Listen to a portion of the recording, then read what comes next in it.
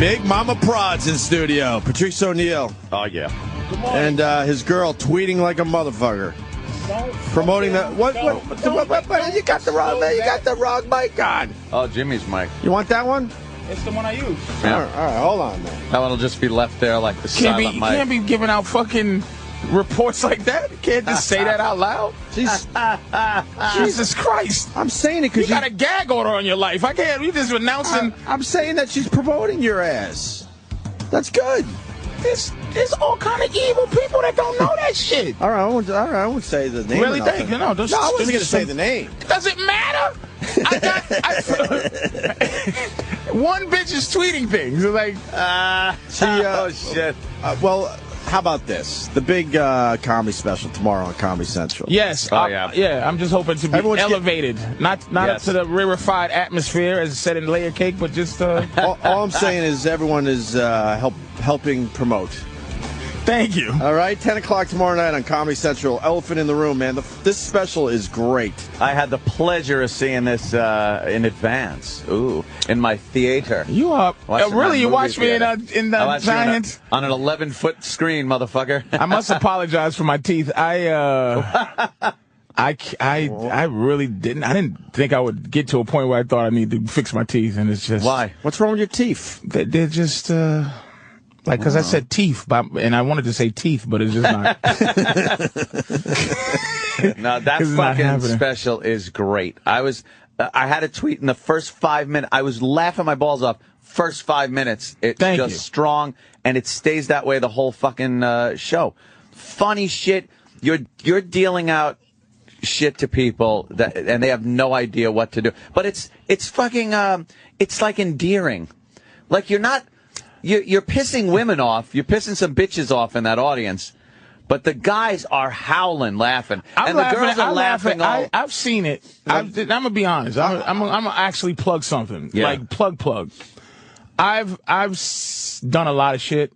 I never watch what I get. At some point, I get sick watching myself do something. I watch this because I was editing it also. Uh-huh. I watch this every time, and I watch it as a fan of watching it, and I got to step out and go, oh shit, that's me. Yeah. I'm on top of my game on this special. Absolutely. I feel like I am. I feel it's just the right amount of cutesy horse shit. Right. And just the right amount of what I do. You know, I try to, because it is Comedy Central.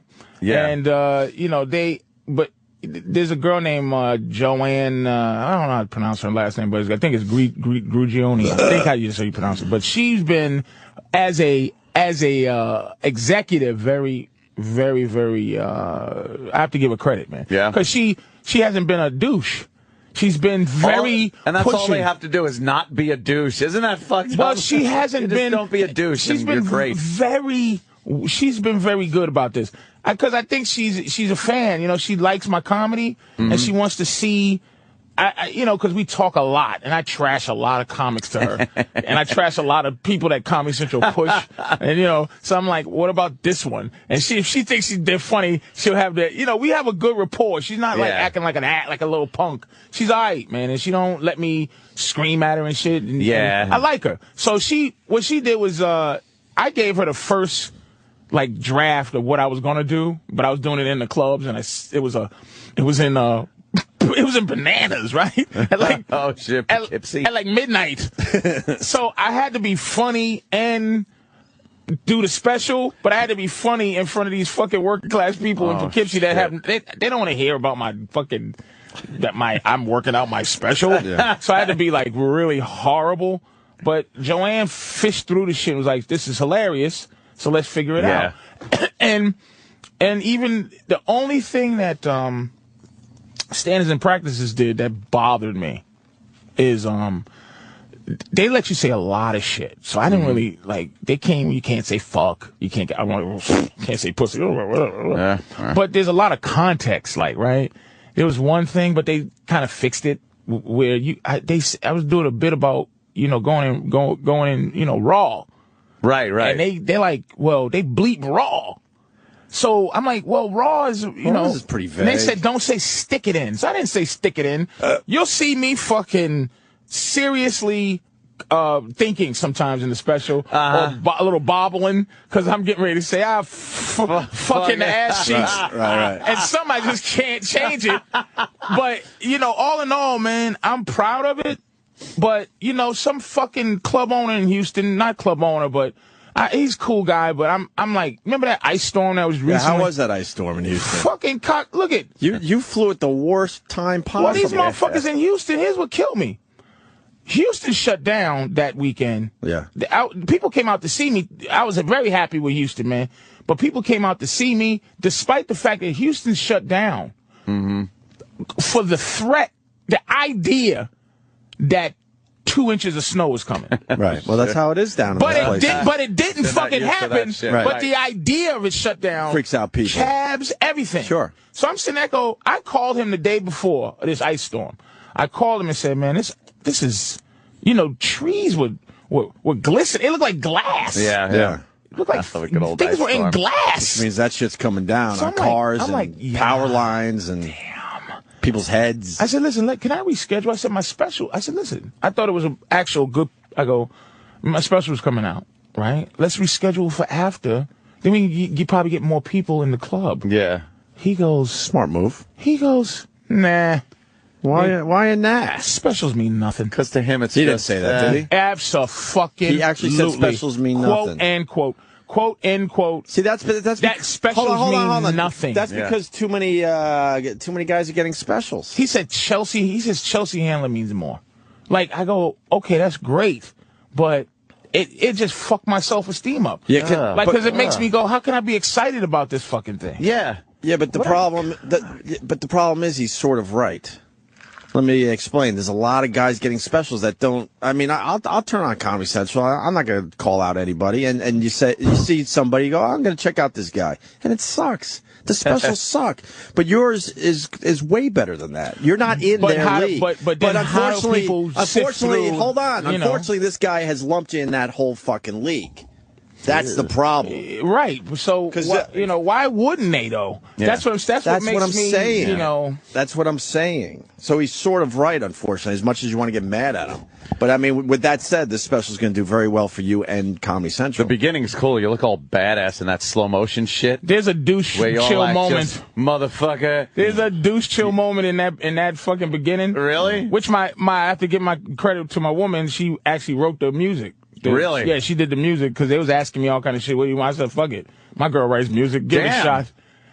She actually wrote the music. She didn't pick the song. Any music that's on there, she wrote it. She wrote it. She produced it. You are fucked if you break up. More than wrote it. She composed, produced it. Whatever. Just her song. She's a musician? Yeah. I never knew that. Yeah, plays guitar and shit. Man. That's pretty cool. She works hard because the song is the music's really good. So what's the douche chill moment? When I look up, my hat's down, and I look up like, hey, it just made my stomach turn. But everybody vetoed me and said, "Oh, that's cool as shit." Yeah, but I'm like, it plays good. For you to look at it, you can't step out of yourself and look at it. But that's the only douche chill moment I had. It looks pimp. You look fucking pimp on that. It's slow motion. And you got your fucking sharp hat on and shit. It works. It definitely works. They did. And the thing is, I never wanted to do one of those do-it-yourselfers. Yeah. And some people do a do-it-yourselfer and it works out well. I think Little Kev did a do-it-yourselfer and it was big. And Cat Williams did a do-it-yourselfer. Mm-hmm. I don't know how many do-it-yourselfers work out. Yeah. But Comedy Central paid for this shit. So makes it a little I'm easier. hoping that they trying to get their investment back. You know what I'm saying? No, it looks good. It's funny as fuck, man. Really funny. And I've seen you quite a few times in the clubs and stuff. And I mean, still, when you're telling a story, right when you think you know where that fucker's going, you'll say 2 words that just take it in another hilarious direction. Like, it's not expected. No one expects you to say it. You say it, it's like, oh, fuck. You absolutely assumed you were going somewhere. You go somewhere else, and it's fucking hysterical. Yeah. Really good. Really good. I was at the taping, too. The women were enjoying it as well. Yeah. They really were. I've been doing this shit for years. There's ways where I can attack women and divide the audience. I've seen you vicious. This one wasn't as vicious. No, only the material was vicious. Not my attitude. I put some cherry flavor in a little bit of it. Right, you softened it up a little bit, just a little bit, so they could digest it. But Absolutely, this was stuff that you can't get by. Like women just don't like anything that has to do with cheating. Right. But you know what? They don't want to hear it. They didn't want to laugh, but you made them laugh. That's important. And they were fucking laughing that day, man. How much weight did you lose fucking doing the special? I saw you backstage, and you were drenched from the lights and the whole fucking thing. Plus, you had the hot jacket on. Yeah, that wasn't too bad, though. I ended up... Like, how do you guys deal with that? Do you fucking just have two outfits? You have to always bring two outfits. Yeah. And then, you have those towels on stage, and I don't move much. Do they use most of it from the first show, or do they mix and match? No. See, that's what people don't understand. The show you was at? Yeah. There's a piece of it. That's it. The second one was the one. The second one was the one. The first one was all right, man. The first one was great. I wanted to use the first one. Really? Because it was a lot more of what I want to. Because I always like to put across that you don't have to be funny every second of your time on stage. Exactly. So it was a lot of good moments. A lot of good audience moments, but they put the second one is the prevalent one, and it's only one thing they use from the first. Wow. One. And then it's the whole second. I remember we were all talking, you going, look, now go out there for the second show and just have fun because you nailed it. I did a lot of cursing in the second show because I thought I had the first. And now it turns out they didn't even use most of the first. That's unbelievable. This fucking thing's going to do well, The first has some behind the scenes. I put some extras from the first show. The extras on the DVD are hysterical, and you lay into that fucking chick in the I'm surprised they let me put that. Oh, is that great? I put a boot in her stupidity. And that guy she was with did she have to tweeted me and says, dude, she's exactly how you represented her? Yeah. Did you have to get her to sign something? Everybody signed something. That was on camera? But it was so egregiously attacking her that she didn't know what she was signing. You come in, they have the thing, this is a TV taping, but people who were kind of featured, they wanted to get the sign. Yeah. She almost didn't sign, but she was shell-shocked. Still could have used that whole thing. Because you are the property of this thing when you come in. Once you walk in, really. I guess they just do that for extra protection. And she could have been on it. I actually was pushing for that part because it was just somehow I found her face. Everybody was having a good time, and she just had that ultra not having a good time face. Right. And so the kid she was with goes, I go, you guys together? Or he goes, look at her.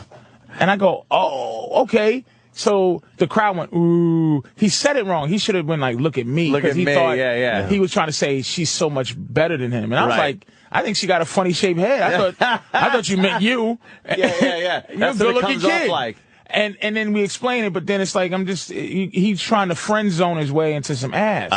And then I go off, but it's in the extras, man. Yeah. And they took care of me with the DVD. I'm looking at it for the first time. Rolling. Oh, really?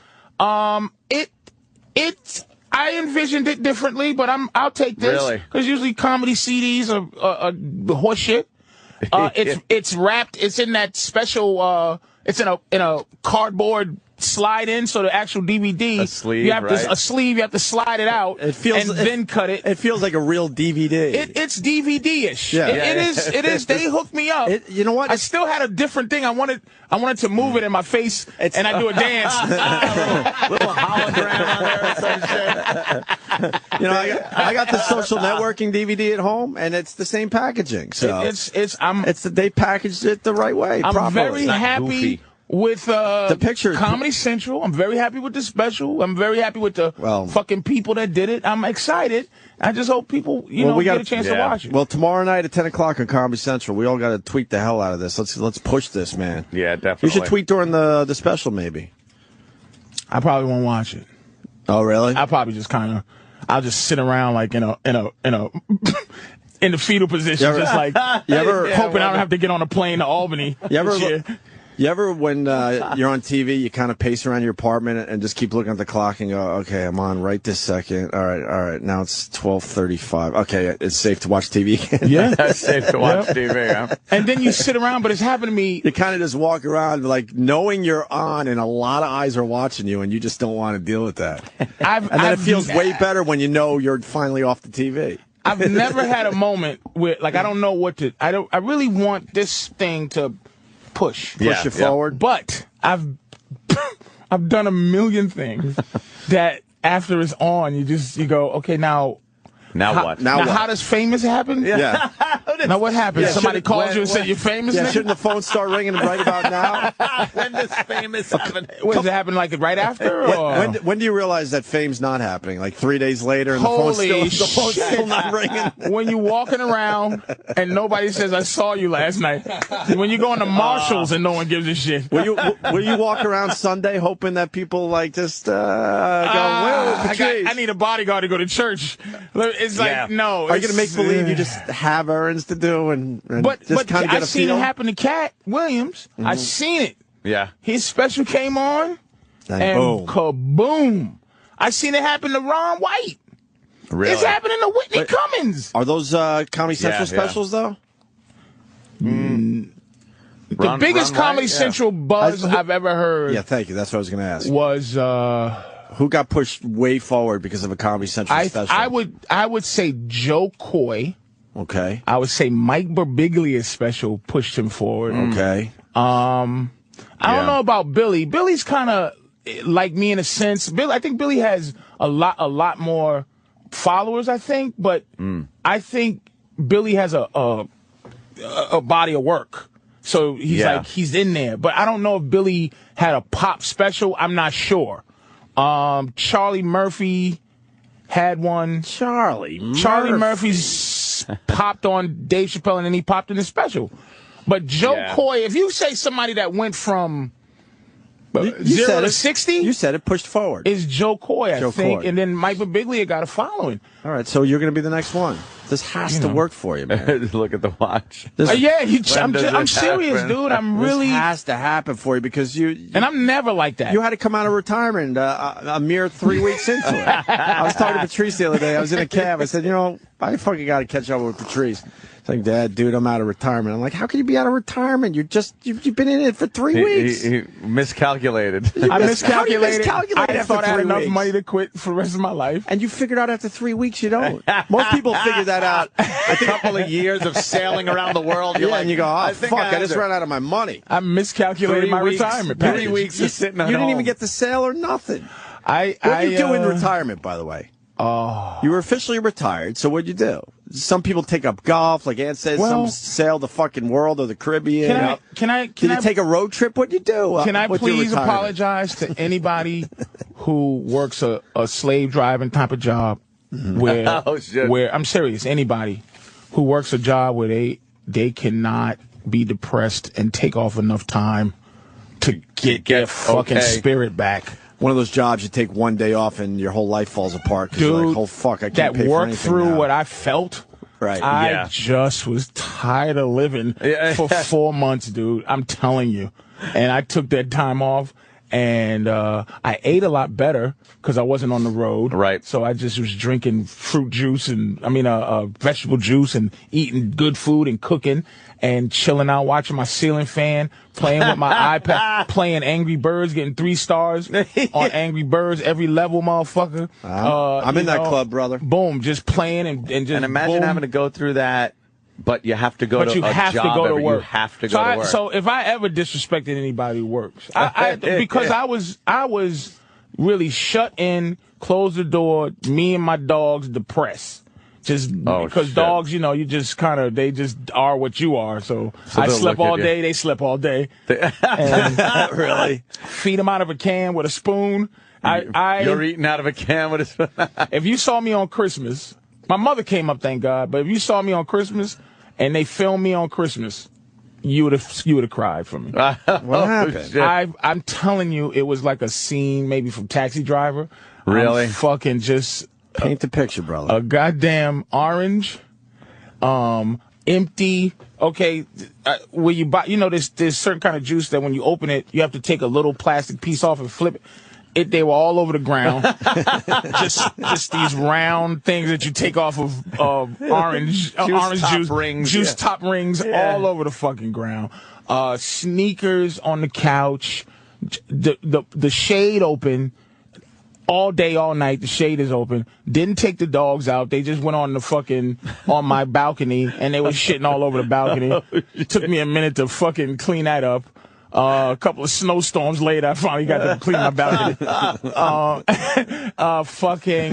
My girl cleaned my house one day, and she goes, how did piss get behind the toilet?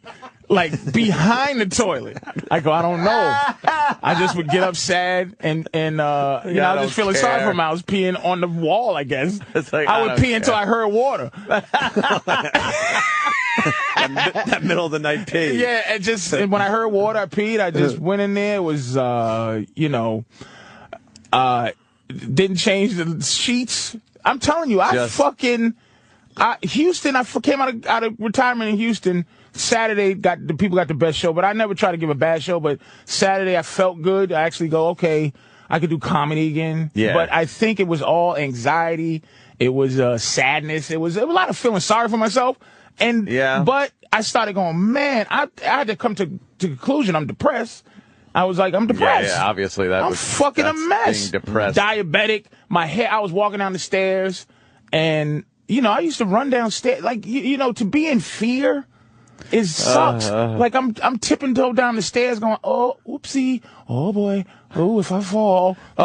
Shit. Something's gonna happen bad. So I'm walking down the stairs like an old bitch. I need the fucking life alert bracelet shit. Cause I'm fucking just. What the fuck? I'm telling you, I just got depressed, man. I just got horribly sad. But you know where it came from. It came from, because some people it just comes out of nowhere and they're like, and they gotta go through therapy to find out where it is. After I did my special, after my special, I just didn't, I was like, okay, I'm done.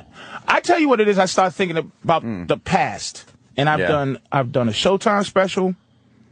I've done countless TV shows, a few movies, HBO, which was the biggie, a half-hour HBO, still to this day. I mean, no offense to Comedy Central, but if you talk to any comic, the cachet of doing an HBO, that's the 1 hour or a half hour, goal, right? It just is what it is. I mean, you can't, let's be honest, that's but no offense to Comedy Central, but it is what it is. And I did a Comedy Central special. Countless little 5 minutes on this show and that. And I've never been able to really close out some material. So it's always like it closes out for me, but I never, I started, you know what it was? I started, the depression came from, I started having a talk with God. Like, what am I going to, give me a fucking break, guy. Oh, shit. Like, for real, like, I need a break. Cause for real, I was listening to this Brooke Shields interview last night. I was listening to two things last night. I always, on the iPad, some shit we was talking about, some racial shit we was talking about. And then Brooke Shields, he's the only one standing me. I said, why is this bitch saying this shit? She don't know me. Right. We met on the motherfucking show. You talked for an hour. A total of an hour. She's like, yes, he's destructive. But that's why my shit's fucked up. Cause Brooke sized me the fuck up as my own worst enemy. Like, and she really feels like she knows you. Even though she hasn't spent a lot of time with you. And this is not trashing her because I like the lady. Because she doesn't get to know. That's the fucking phoniness of Hollywood. And when I'm acting like an asshole, I'm trying to keep me from being an ass. I'm hiding. You're hiding. But she kept pressing.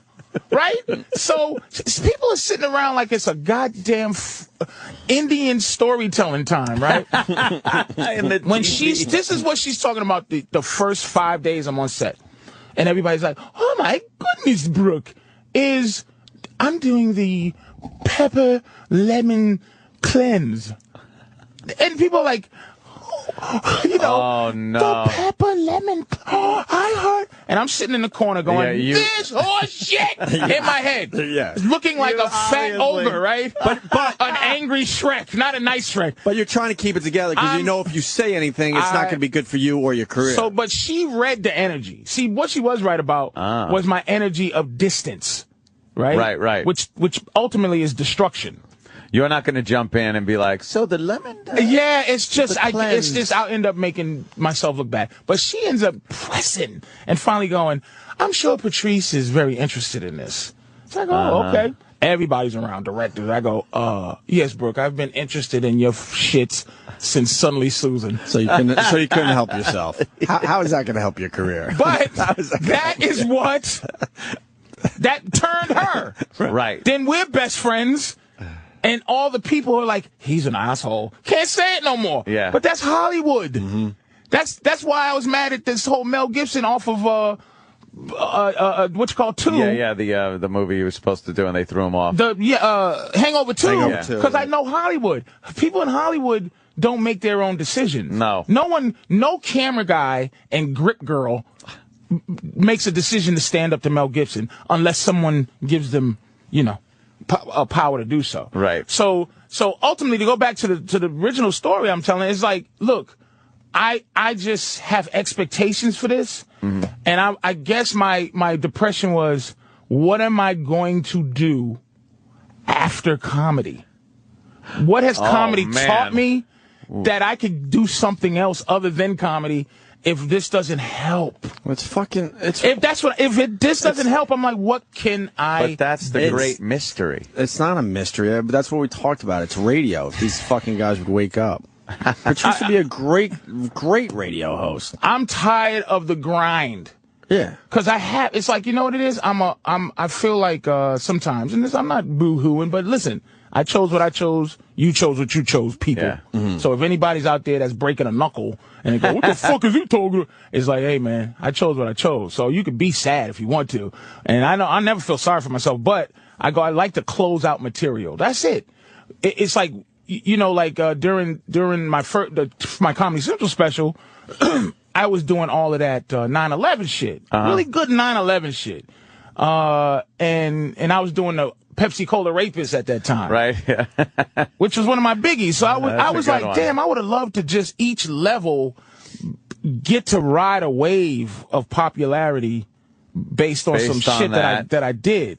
But I never got to do that. So I'm thinking if this in proper form, if this just goes, yay, it's out and whatever, I can't take getting on a plane again. Oh, my feet swelling up. Starting to think about. I'm in a fucking hotel, and then you go out, and your audience isn't there. Because right now I'm very viable in about 7 cities, and I get the same people. So it's pressure. Another thing that's pressure on me is that I put myself in a position to have to always have some new shit. Yeah, a little bit of same not people new, showing up. Right, and I'm not like, I do audience work and all that shit. Yep. So I have to have some energy, man. So it's like about 7 cities, they really take care of me. But then you go to a place and it's, I said Albany, nothing against Albany, but I went there and it was 5 people in the audience at one point. I'm like, what the fuck? But you don't think, let's say, you pop to the next level. You don't think there's a grind there that is exactly the same as this one, only different? Welcome to the layer cake, son. Yeah, exactly. Not the rarefied atmosphere, but I would take a little less shit. Yeah, but a little less shit. If the grind means performing in front of a lot more people, then it makes it a little more bearable. It makes it better because if you're walking into arenas like Dane Cook has been doing the last few years, it makes it a little easier. You don't think he sits grind. there and goes like, motherfucker? Oh, I'm sure no matter what you do, there's a grind to it. But if all of a sudden you're getting off a fucking private plane and you're getting in a car and jumping right to the arena and there's 15,000 people, it makes it a little easier than some of these clubs that you think you're doing well in and there's no one there, like you said about Albany. And I'm not an average guy though. I'm not like some guy that's chasing glory. I just want to be able to walk anywhere. And because I just want a little push forward. I'm thinking to myself, here's what it is. It's like, how can anybody not know me who follows comedy? But I looked at the thing where Norton got to Jesse Ventura when he was blasting Jesse Ventura. Yeah. 900,000 people saw that video. 800,000 was like, who's this little asshole talking to Jesse? They still think it's either me or Ant. They don't know. They didn't know Norton. No, so I'm sitting there going, there's 800,000 motherfuckers going, fuck this little piece of shit. Who is he? I'm glad you brought that up because that amazes me too. With everything that Jimmy's done with his career and that video, they hate Jimmy. You know the fucking conspiracy guys. Trash Jimmy and the Jesse fans, but they think it's me. They think it's Anthony. And then some will go, who is this little bald fuck? I mean, it's brutal, actually. There's 800,000 people at one pop that doesn't know it's Jim Norton that follows comedy. Yeah, it's pretty amazing, actually. Yeah, it is. So that's all the shit you think of. But if this special is good, you're going to be cursed because then it's going to force you to get back on the road. Yeah, but people are going to want to like see the guy from the special now. Well, here's what I'm hoping it does. Just brings those people out. Just brings... a little more? My people, though. Mm-hmm. But I think I'm realizing, my people don't pay. My people have kids, and they can't afford babysitters and $10 drinks. My people, and the biggest comics in the world all have a people. Like, if you look at any comic who's a big time seller, except for like Seinfeld, because he's Seinfeld, right? He doesn't just have all Jews come to see him. No. But I'm sure a lot of Jews come to see him. But Larry the Cable Guy, 60,000 rednecks. Ron White, 60,000 older rednecks. Mm-hmm. Little Kev, all black people. Mm-hmm. Joe Coy, all Koreans who want to laugh. and Russell Peters, all Asians, like all Asians, Indian, China, everybody goes to see Russell Peters. The biggest comics, and Dane Cook had all college-y young white kids. Yeah. So I'm like, well, who the fuck am I going for? Fucking who's the people that's gonna go, this Patrice is the guy. And this girl at Comedy Central goes, I think men. I go, yeah, but you'll never let that happen. You'll never let men galvanize to be an audience. Mm-hmm. But I'm not just for men. I'm for men with their women. Right. So couples, I'm a couples guy. Yeah. I don't think that even fucking... what does that do? You're not going to get the couples. You're not going to get the couples. I mean, First dates? I was at the taping and Ann saw it. We got to slow down a little bit. I mean, the women enjoyed it, but that's going to be a tough sell long term. So I think you're sort of cursed because you have the O&A crowd, which is a great comedy crowd, but then you also have the black crowd, which is a great. You have a really diverse audience. So it's a little, and black people are just finding out about me, by the way, in the last 4 years. Yeah, what the fuck is that about? What is that? I because it's like I'm fair. So, okay. people like to be, it's like, little Kev is funny. Kev is funny, but it's so definitively black, but not blacker than Cat. Mm-hmm. Kevin is filling a void right now. But you get the black. But Cat was, niggas, man. Yeah. I have to say, Cat was... Now, Chris Rock has a very interesting audience, man. Chris Rock has everybody. Yeah, right? yeah. And a lot of black people. But see, Chris Rock snuck into black later too. He was a mixed guy. Yeah. And then he got black. He got black in '98 when he said, "Nick, I ain't afraid of black people. I'm afraid of niggas." When he did that, pushed him. He forward, that was it. Hey, what kind of black people you got?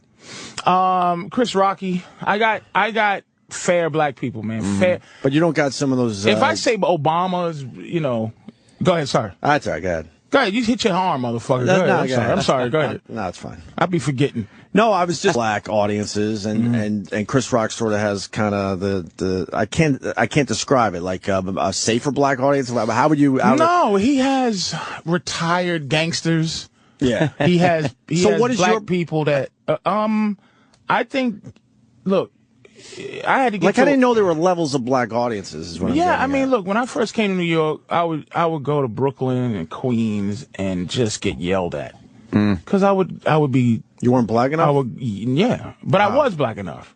I wasn't black enough for. It's drones though. They get used to a rhythm. They just want to hear, white man crazy, that shit. But and I'll say white people are crazy, but I'll say it like let's talk about for real. White people are crazy. Yeah. But it's like white people phones work, and black people, you know, white people when they move, and it's funny. Look, black people when they move, like here's a classic that you've heard. I've heard 6 motherfuckers say. Black people, when white people move, they move in the daytime with a truck. Or no, when they go on vacation. Oh, vacation. White people go on vacation and go, goodbye, everybody, I'm going on vacation. But here's the key to my house and feed my fish or whatever. Billy, what's up, Billy? Hey, Bill. Come on, guys. Bill Burr, what's up, bro? How are you? There he is. And this is the expert on nigger rooms right here. Bill got more nigger room experience than I do. Like straight gangster room like that. Yeah. So, but it'll go be like, when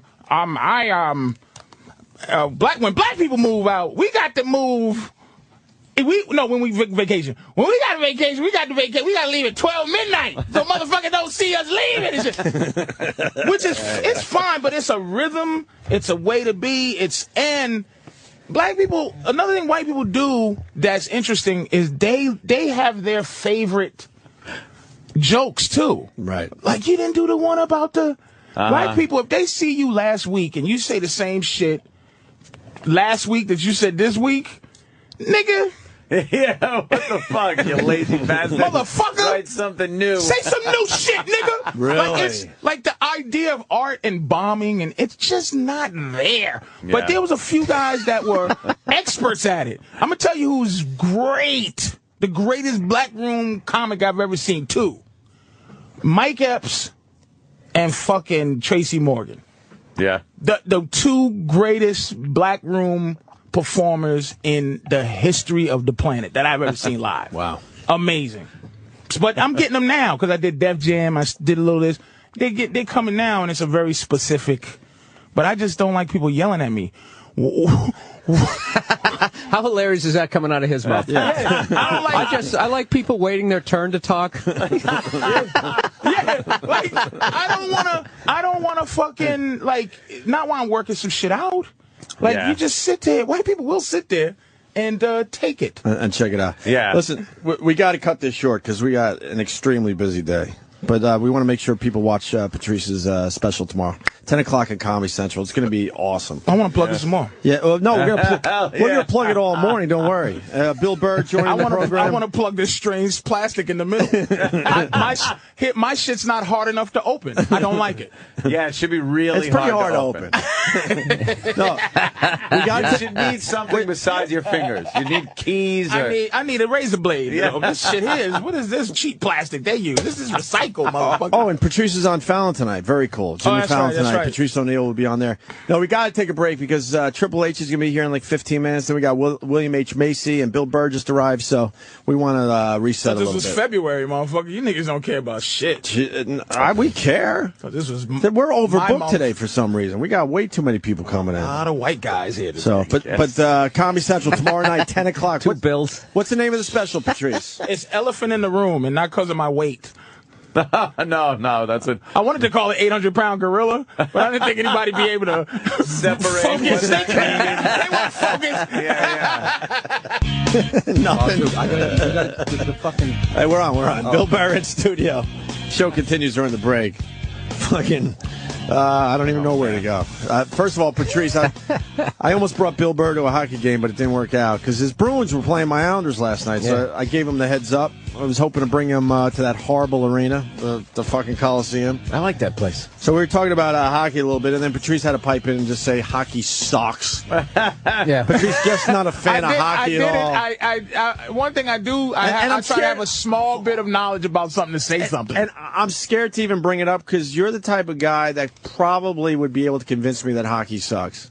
You're that strong with your opinion. It's not a popular game. We're not going to leave here and go, you know what? Why do I follow not a hockey? popular game. It's just not a popular game. It's kind of popular. No one cares. No, it isn't. No, it isn't. No it isn't popular. You go up into Canada, and it's like the fucking second coming of Christ, but nobody knows. It's on money up there. What's going on? It cracks me up. You go to Canada, you turn around some of their bills, and there's like a hockey game going on. It's the same soccer argument. Money. No, we know 40 billion people. We know everybody on the planet Earth loves soccer. Right. Right. Not America. No. That's it. It is what it is. I mean, why argue? Hockey needs to do a couple things if you want to get into it. Let's make hockey popular. Let's figure out. I can do it right now. Hockey needs they need to accept the fact that they're a rogue sport. For the last 30 years, you're not baseball. All they've done is try to appease people who aren't going to continue to not watch hockey. No true hockey fan ever had a problem with the fights, never had a problem with the barbaric, never had a problem that there was That's it. I love people that go, there's 2 halftimes. Like, mathematically, that even makes sense. It's just like, you're fucking retards. You don't get the game. You've never been to a game live. It's the worst game to watch on TV. Mm-hmm. You have to watch, like, 5 feet to the left of your TV screen to figure out what isn't even being televised, that there's a line change. People are like, why did he just dump the puck and just stop? Because, believe it or not, skating at full speed for 90 seconds, you get a little winded. Yeah, you're exhausted. And you need some other guy. Like, people just, they don't get it. Why do they let him fucking fight? Amazing. What Bill is saying, they dump the puck so they can fucking change the players out. That is fucking great. You just nailed it. It's like somebody who never boxed before and go, this guy's a pussy. It's like, dude, just stand and throw punches at air for 20 seconds and see how tired you are. Fucking huffing and puffing. Yeah. Just to go with your point, too, they've been trying to make it, family friendly, too. Stop. With the mascots and those ice whores skating out to clear off the ice. Well, it's horrific. Yeah, but they could have those outfits a little fucking skimpier, trust me. But when I was growing up, when I was growing up, though, I was a little kid enjoying the fighting. It didn't bother me. So why all of a sudden we have to, But that's everything, though. You got to be fair. No, we don't have to be fair. Why are they letting everything be like this, though? Why is rated R so fucking horrible nowadays? But just focusing on his point, if they accept they're a rogue sport, you're going to keep the people you got. There's people that are leaving the sport because they're like, this is not what I want in my hockey. So they changed. What did they change? They're not bringing in enough people, and some of the old school guys are leaving because they're like, this is what they did. Other than fighting, what's different? This is what they did. This is what they did. You can't touch the goalie when he fucking leaves the crease. That used to be scary as shit for these goalies. This is what killed them. It was the combination of those Canadian teams coming down south, and then they added like 5 teams down south, like in Tampa, Florida, Nashville, Phoenix, and then you had regular teams that you knew what they looked like. They all changed their uniforms drastically. Like the Sabres went from like blue and gold to black and red and white. And it looked like you were watching the IHL, that whole era. It was terrible. And then you also had the left wing lock, the clutch and grab you. There was a 10-year brutal fucking period. Not to mention the NHL always makes brilliant moves like, well, we have a deal with ESPN, but the USA Network offered us more money. Let's go to that one. Versus here in New York. Yeah, they do that. I don't even know where type of shit. Versus is, and I like hockey. Hockey gets the same coverage as high school women's golf. No, it's and I can't even argue it. It fucking and they have other things. Like NBA is one of the greatest games ever hyped, and the last 3 minutes takes like 58 minutes to timeout, foul, timeout, TV timeout. And like that whole game ends with people like taking unguarded shots. Right. Like watching the Lakers-Celtics championship last year, where I watched the Lakers win a championship from the fucking foul line. Where one they call like 38 fouls to 17 on the other because the ref doesn't like Rashid and has like these personal grudges. Like the NBA is fucking. I think the NBA is hinged on right there. I think the NBA is absolutely filthy. It's fixed. He's not. Dude, off they had a ref with mob ties. He's not busted. Off on this. And don't you think if you were on that officiating crew, you'd notice like, gee, Mark's calling it kind of close tonight. Gee, he's really letting them play. Like you wouldn't be able to pick up on it. Don't look at me. I'm not going to jump in. It makes me sick. The NBA loves big market teams being in the finals, and it seems to happen every year. I don't think they should have anything where there's 8-foot niggas controlled by 4 feet white guy. It can't be fair, and that's how I feel about it. Not since 1865. I'm just saying, somebody who's not intimidated, because Rasheed Wallace, as we said, Rasheed Wallace's mother said, "My baby is 6'11", and he's mean." But he's not a horrible person. These guys don't know how to deal with him. They're scared of him. And I understand that. What's his name with the bowling ball shoulders? Dwight Howard. Yeah. He got a great smile, but physically this motherfucker's King Kong, man. And it's a scary guy. But here's the reason I'm not into basketball anymore. I was a basketball. You were a big basketball guy. I'm a basketball in my blood, but I'm not. It's not like it used to be. I loved basketball. But what happened is guys coming out of high school ruined it for me, because I used to follow guys coming from high school, then they play 4 years of college, play a little college, then it's like a story, right? And I just stopped caring. Like now, it's a freshman. You get a great freshman. He comes into college and the neck tattoos did it for me. Neck tattoos. That kind of turned me, because we thought about it one day, and I'm like, when did I stop following basketball? And I said, you know what? I think when they introduced the neck tattoo, for some reason, I just couldn't relate to these guys at all anymore. I also don't like when you dunk a ball and then you stand at baseline going, oh! and thumping your fucking chest like you just ripped down a building. It's just so fucking, like, the worst one ever was Pau Gasol when he was a complete pussy in 2007. They actually drew a cartoon of him as the Tin Man, like he had no heart. It was fucking hilarious. And then, like, the next year in, like, December, he decides to show up. After choking in the finals, he dunks a couple of times, right? And then he starts thumping his chest. It's like, dude, it's a game in December. Yeah, let's relax. I can't. It's not May yet. Wow. Yeah, all of that. That's another reason why I like hockey, is if you do something like that, someone will beat the shit out of you. And all they have to do is sit down for 5 minutes. It's like, I find hockey, there's a justice to it. Right. Where the cunts get what's coming to them. And they all understand each other. Like, the refs know these guys got to fight, and they make sure it's a fair fight, unless it's the Penguins and the Islanders like last week. Or a guy like Matt Cook. Matt Cook is the dirtiest player in the league, and Mario Lemieux is just yipping. He always bitched when he played. It keeps up like this, I'm going to retire. Well, that's what he said recently. I'm going to take my stick and go home. Someone in the paper today said, does he even play his own fucking video game, where you could blow off the hockey part of the Mario Lemieux hockey game and go right to the fighting? Oh, really? Oh, yeah. Oh, brilliant. And you get more points if you punch the guy in the head in the video game. And he's crying about it. Yeah, give me the paper. And the Penguins have had some of the most filthiest people in history. This is the brilliance of that franchise. I was saying this during the break, is not only can they spot the Crosby before anybody else, but they signed the Ulf Samuelsson, Matt Cook, I'm going to blow out your fucking leg, so they don't have to worry about their stars going down. Sure. Dude, that Matt Cook dude is filthy. He's dirty. Listen.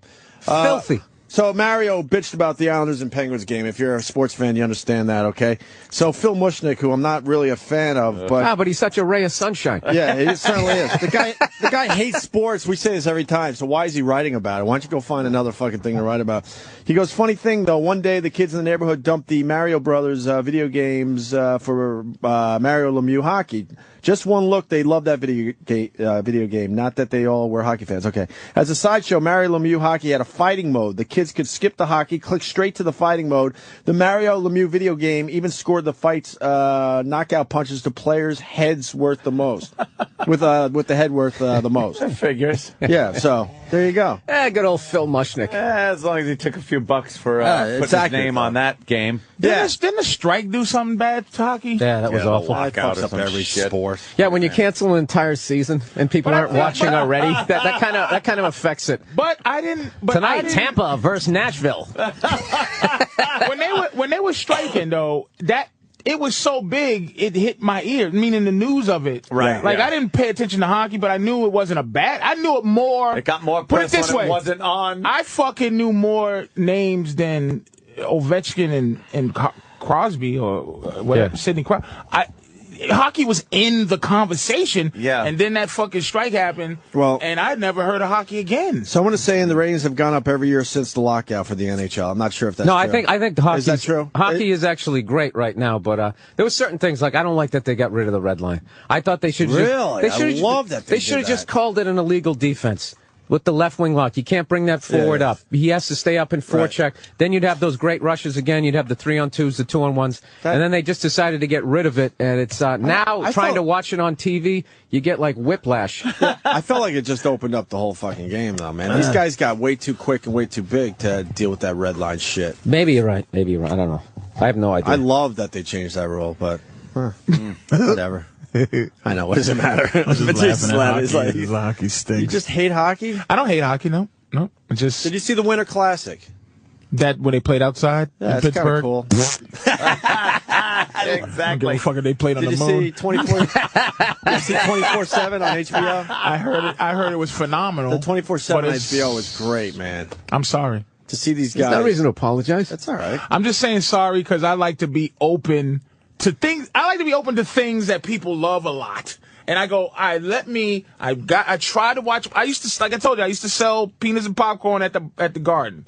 And I would go, please somebody tell me about hockey. And I learned there's offsides, there's certain things. And I think a lot of not liking a game is you don't know the rules. Yeah, that's true. And you know some of the rules of why this guy is shooting by himself against the goalie. Or why there's no goalie. Like, if you don't know, you go, the goalie's missing.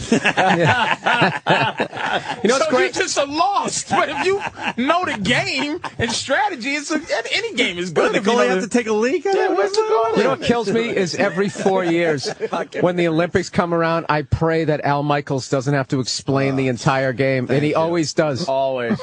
That's offsides. When a player without the puck goes over the blue line, that is called icing. Sometimes it is waved off.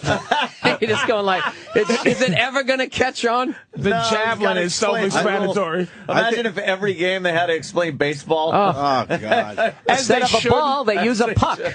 Explain baseball to me. That's another sport. I don't give a shit. The baseball class, hey, they playing baseball in fucking Spain. It's just a boring game. Not a fan of baseball as much as I used to be. It just bores me to tears. And I know it's talented. I know you got to be talented. You know what baseball is good for? It's better in these days than it was in the old days when you just had, like, I remember going over to my grandparents' house and my grandfather would be sitting there watching the Mets with that big clicker that used to go like, clang, clang, with 2 buttons on it, on, off, and volume. And he'd be sitting there watching the game, and it was boring as fuck. I'd be looking going, what the fuck? He's just waiting to die over there? Now, though, there's so many other things to do while you're watching TV that it's cool. You could fucking play online poker. You fucking, like, cruising the web. Do you realize this is a commercial for why baseball sucks? Exactly. I thought you were going to go... Right. No, you're right. But the thing is, it could be on in the background while you're doing other shit, and then you could look up and go, oh, look, a triple. But why? No. But where's baseball getting all this money? Where's baseball getting all this money It's a huge sport to go out to.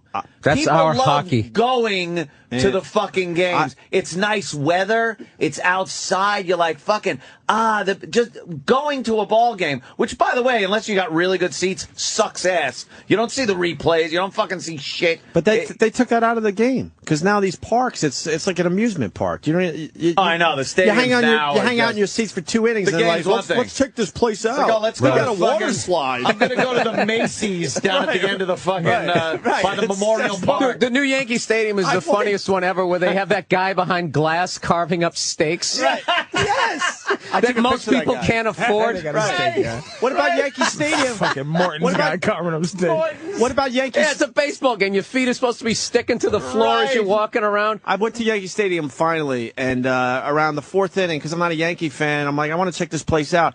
And my buddy goes, let's go to the museum. I'm like, they have a fucking... It's the museum. Oh, yeah.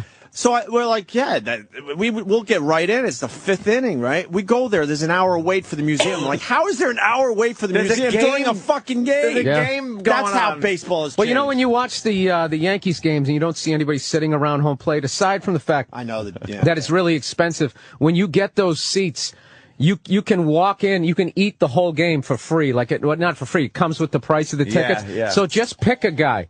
Just see a guy sitting there. A couple innings will go by, and all of a sudden the guy isn't there, and you watch. He won't be there for like 3 innings. He's just stuffing his face with prime rib and all this shit, and then he finally comes back, and it looks so bad because this is like the biggest franchise in sports. That's the shot. And it always looks like they have like 18 people at the park. Yeah, because that's the only part of the park they show. Dude, I had those seats one time. Somebody gave me a hookup, and I chowed. And I gave the finger to somebody at home when they called me on my cell phone. I wasn't even watching the game, dude. It was ridiculous. And you got to get your money's worth. Shit. Right? Oh, yeah. You feel like you got to eat your money's worth. But this is why football is football's king. Football's it's king. just king. Not even going to argue with that. It's once a week, if that. It's every only game a couple counts. of months. Every game counts. Every game counts. It's fucking, it could be a career ender for anyone at any moment. 4 games, like no, every game. 12 and 4, 11 and 5 is possible. You can miss the playoffs. Yeah, but if you're 2 games back, right. If you're 2 games back is like being like 9 games down in baseball. Right. But the only problem with baseball has 179,000 games, and I love that they're playing 2 games in one day. Baseball's like that's double header, and that's why it's funny that people actually gamble on sports where they have the dog days of summer or like NBA hoop. You can tell when somebody has like some pussy in town. They just drag an ass or they're thinking about it, and you just like you can't bet. Like a buddy of mine was betting the other night. He's like, oh, the Heat are playing the Pacers, man. He goes, I'm telling you, this is a gift. And I go, I don't know, man. Indiana, it's a boring town. You have they might just say fuck it. This is game number 78. Sleep or yeah. There's no motivation. But football, when it's you game got 78. But you can't lack in football because somebody will paralyze you. Someone fucking kill you. But the other side of football, my Jets, we had a big time run, and I don't want to start over next year. You know what's funny? Every game had such promises, by the way. Huh? He's doing the I promise you. Like, enough of you when now, your team, Rex. when your team almost makes it and you don't make the Super Bowl, you get this feeling of, I don't want to start all over where every game Did you hear what he said? He said, this is what he said after a year of talking shit and never owning up to it. Yeah. He goes, that's why I love him, by the way. He goes, last year, they just talked to him like a week ago. He goes, last year, I thought we were going to win the Super Bowl. This year, I know it. Oh, it's like, what are you going to say after next year? This year, I really, really know it. It's like, he's one of those guys who just calls it. You know that guy? That guy likes to be the, dude, I called it. Mm-hmm. They call it every night. Dude, I'm telling you, blowout. I'm telling you, blowout. And then one night it finally happens. What'd I say? I told you. What'd I say? See, I've been saying it. They're fucked. There's a salary cap this year. They're done. Yeah, football's great. He's only thing I don't like is weight. Goodell. I'm not a fan of his. There's something elitist about him. He bugs me, and he's and this fake confidence. Players don't want to be hurt thing. Like it's stop playing. It's something else going on. Just stop your horse shit. Just let them, like guys like James Harrison. Just let them die. Let them be warriors. And that's the only thing. But football is so fucking perfect, man. What perfect game. What about your Celtics, though, man? What about them? I used to be a big Celtics fan. The Black Celtics. I love the Celtics. I'm happy that they're relevant. You made us all start calling them the Black Celtics and everything. Yeah, because they are. And I know Boston. I know the pain and suffering of these white people watching these niggas run around winning. I fucking enjoy it. With their shamrocks on their back and their little fucking... All these people from the movie The Town. They're saying fucking Kevin Garnett. Fucking sicken me. I like The Town. I like The Town. I mean, you know what's funny? They look at him the same way they always did. It's not like they didn't notice in like the 80s when it was a bunch of white people. They were still probably, fucking Dennis Johnson, dude. Johnson. Freckle face fuck. Just give it to Larry. I don't think it was as bad when Larry was the face. Like if Luke Herringody became the face, it would be Luke and the fucking Bobettes back there. Doo-ba-dee-doo. Like Frankie Valli. Frankie Valli and the ink spots. And because I know Boston. It's painful. Yeah. But they love winning, but it's painful. But I'm telling you, that's why the Patriots are so beloved. I love the Patriots. That's the one thing I can't get out of my system in terms of Boston is the sports and the food. Two things. Sports and the food. I love Boston food, and Boston sports. What's Boston known for, food-wise? Nothing, but it's the best food. Me. It's the best food of anything. I'll put Boston anything up against anything. I lived there for years. Yeah. I can't think what they eat traditionally. The you got chowder. Philly's the cheeseasteaks. Oh, yeah, the chowder. But Boston fucking doesn't want anything. Platter, kid. Get a fucking scorpion bowl with the chicken fingers. Boston Chinese food Bill is and Bob's roast beef. Cambridge. Yeah, it really is. They don't fuck around. Yep. It's tremendous. But you know, the Black Celtics, I love them. I'm just saying that the season is pathetic. Yeah. It's just. What did Russell win? Like 10 or 11 championships? 11. And they still hate him. What does this guy have to do? I mean, I think all those people died off. The people that shot at him when he was going, he was winning championships, and they still shot at his house with him. Back when he was winning the championships, they really didn't have an open mind, man. Good fucking call, Bill. 2 words for you, Bob Cousy. You wouldn't be able to score now if you didn't pass it to you. How bad do you think you wanted to be traded? But they didn't trade many players back then. You pretty much played for one team when Russell was playing. Well, his story not is a lot of trading going on. No, before free agency was ridiculous. It was ridiculous. In baseball, basically, if you were in the Yankees organization and you were a shortstop and they had Derek Jeter, you were fucked. Right. You couldn't leave. You just played your career in the minors. Yeah, oh, God, even though you knew you were good enough to play on any and team. Contracts after your contract. You're gonna have to get out of that seat. You felt like you knew the players because year after fucking year, you saw the same faces. And Bill Russell he's just an ornery old coot now. We got Triple H coming into the studio. H. Very busy day. Triple H. Hey, hold on. Bill, what are you promoting? Because it's gonna get really. I'm in Count Basie Theater, Red Bank, New Jersey. Tonight? Yes, tonight. All right, and Patrice has got the big Comedy Central special tomorrow night at 10. And now we got Triple H in studio. What's up, man? How you doing? Look at you, all sharp. You fucking don't age, brother. I know, right? A few years go by, we see Triple H, and he looks like the same fucking guy. Get all kinds of work done. Sitting here looking healthy, sir. Looking very healthy. Work done, huh? Yeah. Very, very healthy, man. Yeah. What are you using on your skin, man? Botox. Nice and healthy, my friend. And you got to dress like that in the morning? No sweats, nothing like we're doing? You got TV probably, right? I do. Yeah, I have TV, and you guys you got to look for radio. I certainly do. Yeah, you could just. I already spilled coffee on my shirt. I don't care. It doesn't matter. Coffee on my shirt. All right, good. It doesn't even matter. You know, Patrice and Bill, two really, really funny guys. Yeah. Hello, Patrice O'Neal and Bill Burr. How you doing? How are you, sir? Right. He don't remember. Yeah, Patrice did a little time in the WWF. He shouldn't remember. And if he doesn't, I love that he doesn't. He was on your father-in-law's private jet a couple times. But I was in the back. Really? Who'd you work for? First I was. They were hiring writers at the time. Oh, okay. So I was I don't even want to. No, come on, talk about it, Patrice. That's why I'm bringing it up, though. That's what I'm gonna do. You can see he's like, I don't know you, motherfucker. Like I want to say, hey, you were great in Blade 3, but like that's what we want to. But I was on the back. It was the most fun. People in this world. It was fun. It was like you were on the plane because at that time, all the. The Cocoa Bewares and the Brooklyn Brawlers. Brooklyn Brawlers. They have to take a cab to the next thing. It was Triple H. Yeah, and he was Triple H at the time too. He wasn't Hunter Hearst. He was Triple H at the time. Mm-hmm. It was the Undertaker was on the plane, and it was one more Biggie on the plane at the time. And then the family. So I sat in the back, and one of the guys who had been there for a couple of years was trying to get me to be like the butler, like one of the other writers. And I go, I don't give a fuck. And that's why I had to leave, because it was like you have to be very company. Yeah, of course. Stephanie fired me. She fired me 4 times in one. You're fired. No, I just said okay. I said I understand, and she said you're fired, man. I said, Stephanie, I know you got to fire me. I love you.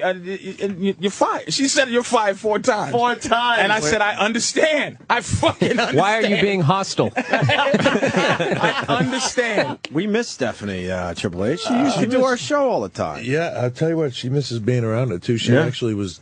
Tell her we said hi. She wished she could have come in today. She said to say hi to you guys. Yeah, well, her introduction into the public forum of WWF at the time was just amazing. It was probably the most fun time of wrestling. That was like the golden age when we were watching. Obviously, you still got plenty of people watching, but that time when she was in that boiler room locked up to the pipes and shit, and just trying to make it look like she's upset and crying. It was classic. Was the whole test thing back in the day, that test push, the marriage thing, and the the kidnapping in Vegas and all that. Were you and your wife, was y'all together then? No, I didn't even know her. You know, and honestly, I wasn't even involved in that storyline, but we had a writer at the time, this guy, Vince Russo. Vince was great at coming up with stuff and having no way to get out of it. Oh, shit. So he had come up with this concept that to bring Vince's daughter in and have her get involved in a relationship with one of the guys to do a marriage, because everybody loves weddings on TV. Was his rationale behind this. So he puts her in this relationship story with this guy, Test. And comes time for the wedding the first time, and Vince is like, so what are we doing with this? And he's like, yeah, where are we going? I don't know. You know, so they literally, this is how ridiculous our world is sometimes. They came up with a storyline where somebody threw a garbage can or something, hit Steph in the head, she got amnesia and didn't know who Test was, to buy us a few weeks so we could figure out what we were doing. That is brilliant. Right? And so now they've got this situation where eventually she's still got to know who this guy is, the whole thing, and so they don't know what they want to do, and Vince Russo leaves the company. Oh, shit. And like the middle of the night, he just takes off and goes to work for the WCW at the time, where it was a competition. And I remember Vince being like, well, holy Christ, we're stuck in this storyline with this thing now with a guy with no clue how to get out of it, and now he leaves. And so he probably knew he was leaving. He's like, you know how bad I fucked him? Hey, he's having panic attacks. he might have been wanting to leave before he had to tell Vince, I don't have a solution. So, but then I was in a storyline with Vince at the time, and just one day and sitting thinking about it was like, God, we should do something. That would be a perfect role. What would I do to get to him? Right. Marry his daughter, in real life too. And, yeah, exactly. And so that's how the story got switched to me. They really had no intentions of her ever doing a wedding on TV. It was going to get screwed up, but right. It was a really convoluted story, hysterical. And then our stuff ended up being huge, So things do they still run like that, kind of, where you sometimes have a storyline where it's like, we have no clue with it? Well, not really. Usually we try to have a generalized idea, but a lot of times, like even when we did the Steph wedding thing with me, right? So I pitched to Vince this idea about, I'll take her to drive-through to Vegas and, Mickey or drink or something she doesn't know, and I get married to her. The whole thing was just for me to get slip this. Her a roofie or something? Yeah, exactly. It did though. Yeah. She was knocked out in the back of the car. Yeah. I remember that push, man. But you can't do anymore. It's the limp hand with the ring and shit. Yeah. And you can't do that on TV anymore. You can't slip unfortunately. Yeah. Only in the movies now. You can do Yeah. that. Right. 9/11. No more roofies. So, we just went down that road with the story, but it was just meant to be to get me into a situation in a match with Vince where I would get a title shot and the wedding would be annulled. That was it. It was our thing. It was like a quick thing. And man, when she went out on TV that next night and they were chanting slut. Oh my God! The crowd turned on her so heavily, and we were like, I remember sitting next to Vince at gorilla position. I didn't even know Steph, and she walked out and they started reacting. We both looked at each other like, "Oh my God, this is awesome! We gotta run with this." So is a pop is a pop, right? Like no matter whether it's a heel pop or good, it's like, has there ever been any reaction where it hurt your feelings? Like they said, "Damn, man, I didn't want to be an asshole. I was trying to be nice. Now I'm an asshole." I don't know. To me, in our business, it's just a reaction's a reaction, and I made majority of my name and money in the business getting booed out of arenas. Sure. But now it's this weird thing where you can't be a heel no more. It's impossible. Yeah. Towards the end, when I was still a heel, I was working with Cena. And I was supposed to be the bad guy, and he was supposed to be the good guy, and I was getting, at least half the arena cheering for me. Yeah. And that was before they were really fully booing him, so, Full on boo, yeah. What's the most ridiculous storyline, like when you were coming up? That one wasn't good enough? Huh? That wasn't good enough. I'm just saying, I just figured that was at like the most professional level. I'm just saying, you just break into wrestling. I mean, there's got to be like stand-up comedy, like open mic wrestling kind of. Most ridiculous angle ever is one that I was involved in, unfortunately, and it still gets talked about to this day. It's called the Katie Vick incident.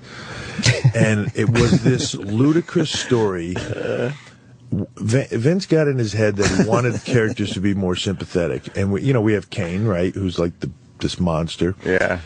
He decided that in Kane's backstory, Kane would have killed a girl by accident. Sure, well, they can happen. So Kane, Vince creates this ridiculous story, and this will get much better, trust me, where Kane has to go on TV in full monster regalia and tell the world that, like, I was young, I didn't know how to drive a stick very well, the roads were slippery, and the car got out of my control, and she died. It wasn't my fault.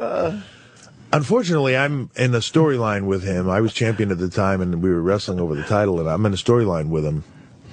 So now Vince gets obsessed with us bringing up this dead girl to Kane to the point where hold on, you're about to go. You're about to really love it. To the point where he comes up with an idea where I am supposed to dress up like Kane and go to a funeral home and have sex with a corpse in a casket.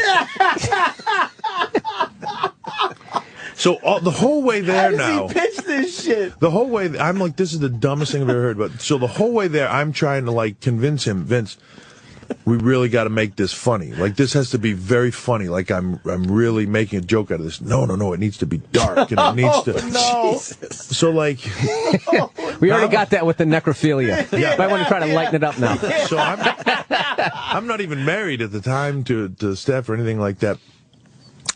We literally go to a funeral home where we rent out one of the rooms. We have a casket with a dummy in it. I'm in Kane's mask and stuff. Holy shit. And he,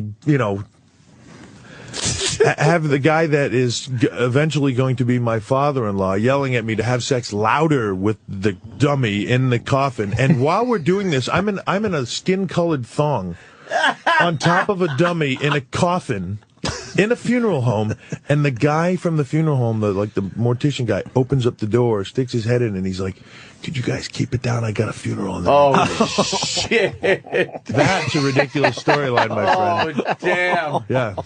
It's awesome. Wow. But Vince don't, from the 2 or 3 days I was there, I had enough to see. It was amazing. It's really like he doesn't pitch. Like, I don't know the hierarchy of the guys that like really get a lot of stick time and they get the stars. They could say, Vince, I ain't doing that shit. I don't know, but I know I saw one guy, Tiger Ali Singh.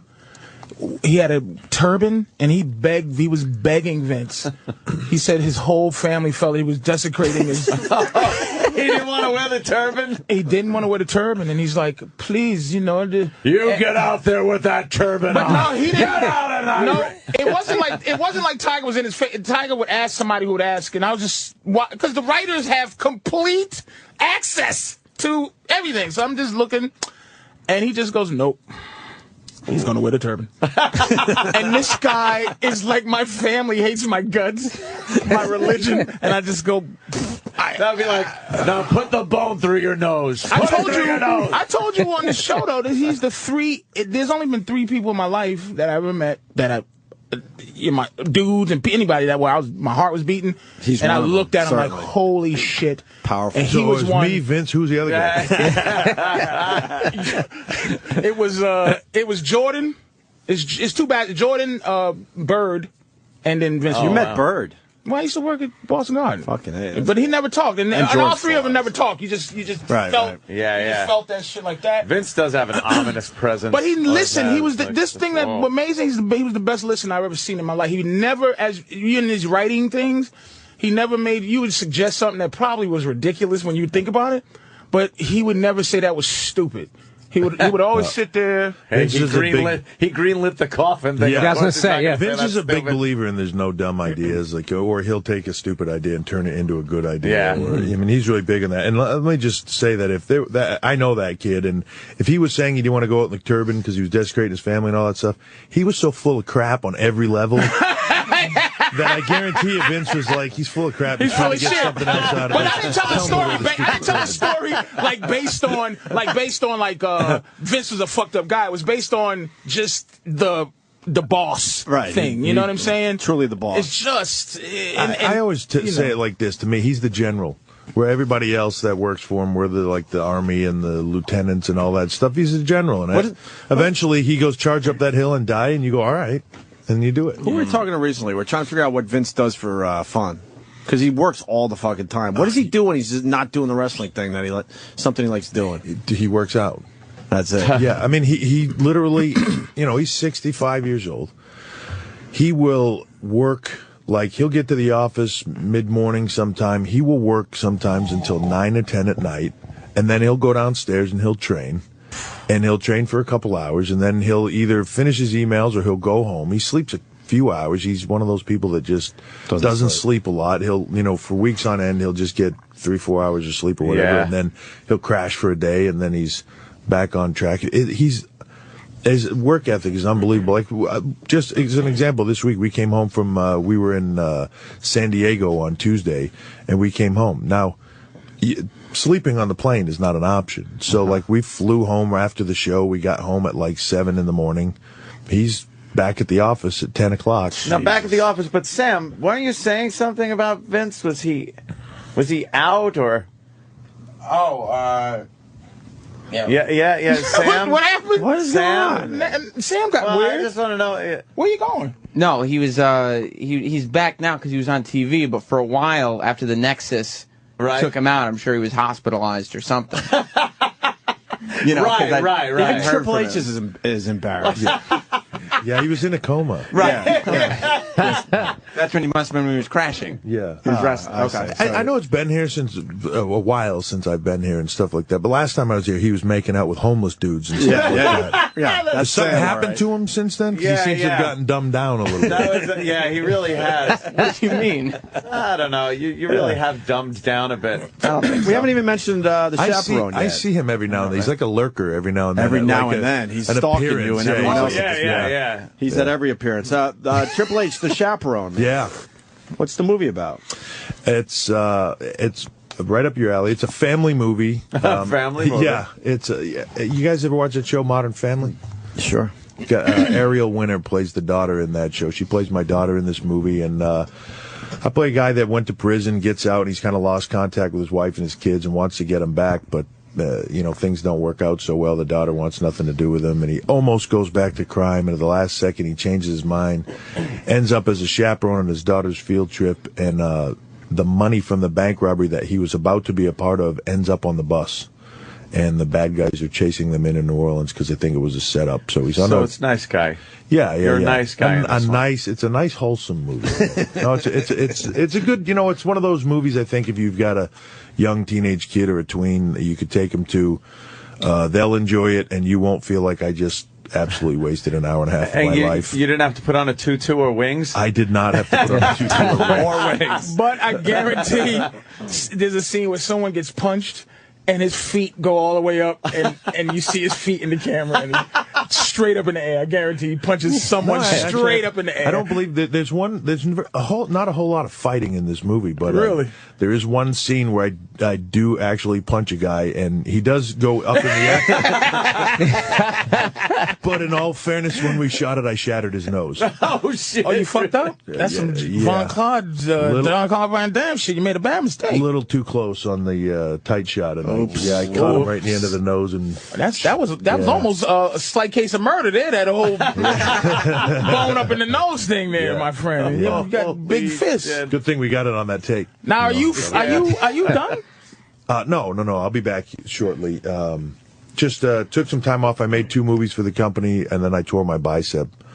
And ironically, I leave wrestling to make a movie, and I tear my bicep. But yeah, right. Well, it was an injury I'd had for a couple of years, just kept nagging, and then it finally just gave when I was making the movie. But I tore that, had some surgery and stuff, so I've been out for a little while. I'm headed back. We to this day talk about your injury where your leg muscle rolled up like a shade. Oh god, yeah. You ever heard this one? I saw it. We bring this up all the fucking time because we can't believe you And can't he come just back. tendon or muscle? Limped out. He just limped out. He of the pulled the ring. muscle to the point that the thing rolled all the way up. Right? I tore it. I completely tore my quad off the bone at the knee, and it rolled up my thigh. Can you imagine? How do you come back from that? Live TV, and I finished the match. Yeah, man. That's unbelievable. And them motherfuckers, that's why I always say the wrestling. I've been a wrestling fan my entire life. And I'm telling you, the greatest actors / stuntmen ever. Like, the shit they do, and they always got to go to, right after a match, they run to a doctor back there to have somebody push something back in, fix something. But you know what and also remember lines. Like, they're not fucking Shakespearean, but they remember fucking lines, and they remember it's a great and the thing, choreography of Jeff, an actor tore their quad. That movie is shut down for like 6 weeks. Tom Cruise tears a quad. You can't fake doing a monkey salt on top of a dude laying on a ladder. Like, there's nothing. Right. And you're 290 pounds and you're flying. Yeah, I'll tell you what makes gravity's gravity. What makes it even harder, and this is what people don't get about what we do, is then they watch you do that and they go, "Oh my God, how do these guys make it through that?" You got to do it tomorrow. Right. Yeah, do it. Now do it again. You're going to do it again. Yeah. That's the thing. That's the fucking thing. People know. This is there's a lot of differences between when I watched it. I tell you what they don't have anymore that I think they should have is jobbers. They don't. It's like, why every week do I watch you fight John Cena? Mm-hmm. Then there's a pay-per-view of him fighting John Cena.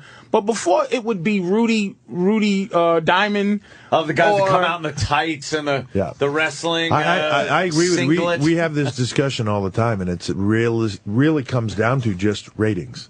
It really comes down like to watching you beat the shit out of some nobody, just dragging him around, mushing his face. Yeah. Well, Jose Estrada. And then Johnny Rods. Remember those guys? Punch him in the face, right?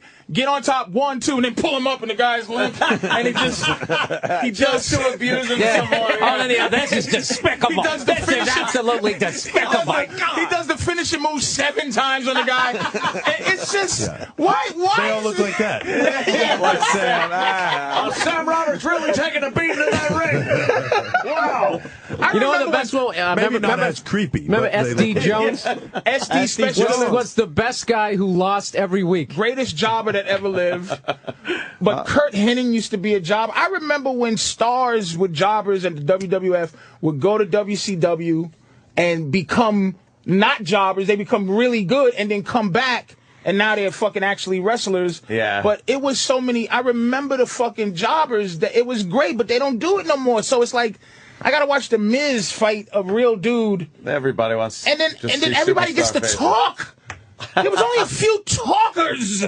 Now everybody's yapping. I like when the jobbers. It's really bothering him. Yes, because I'm a wrestling fan. It's like you earn talking. The jobbers would come in, not say a word, but they would move around like they had a shot.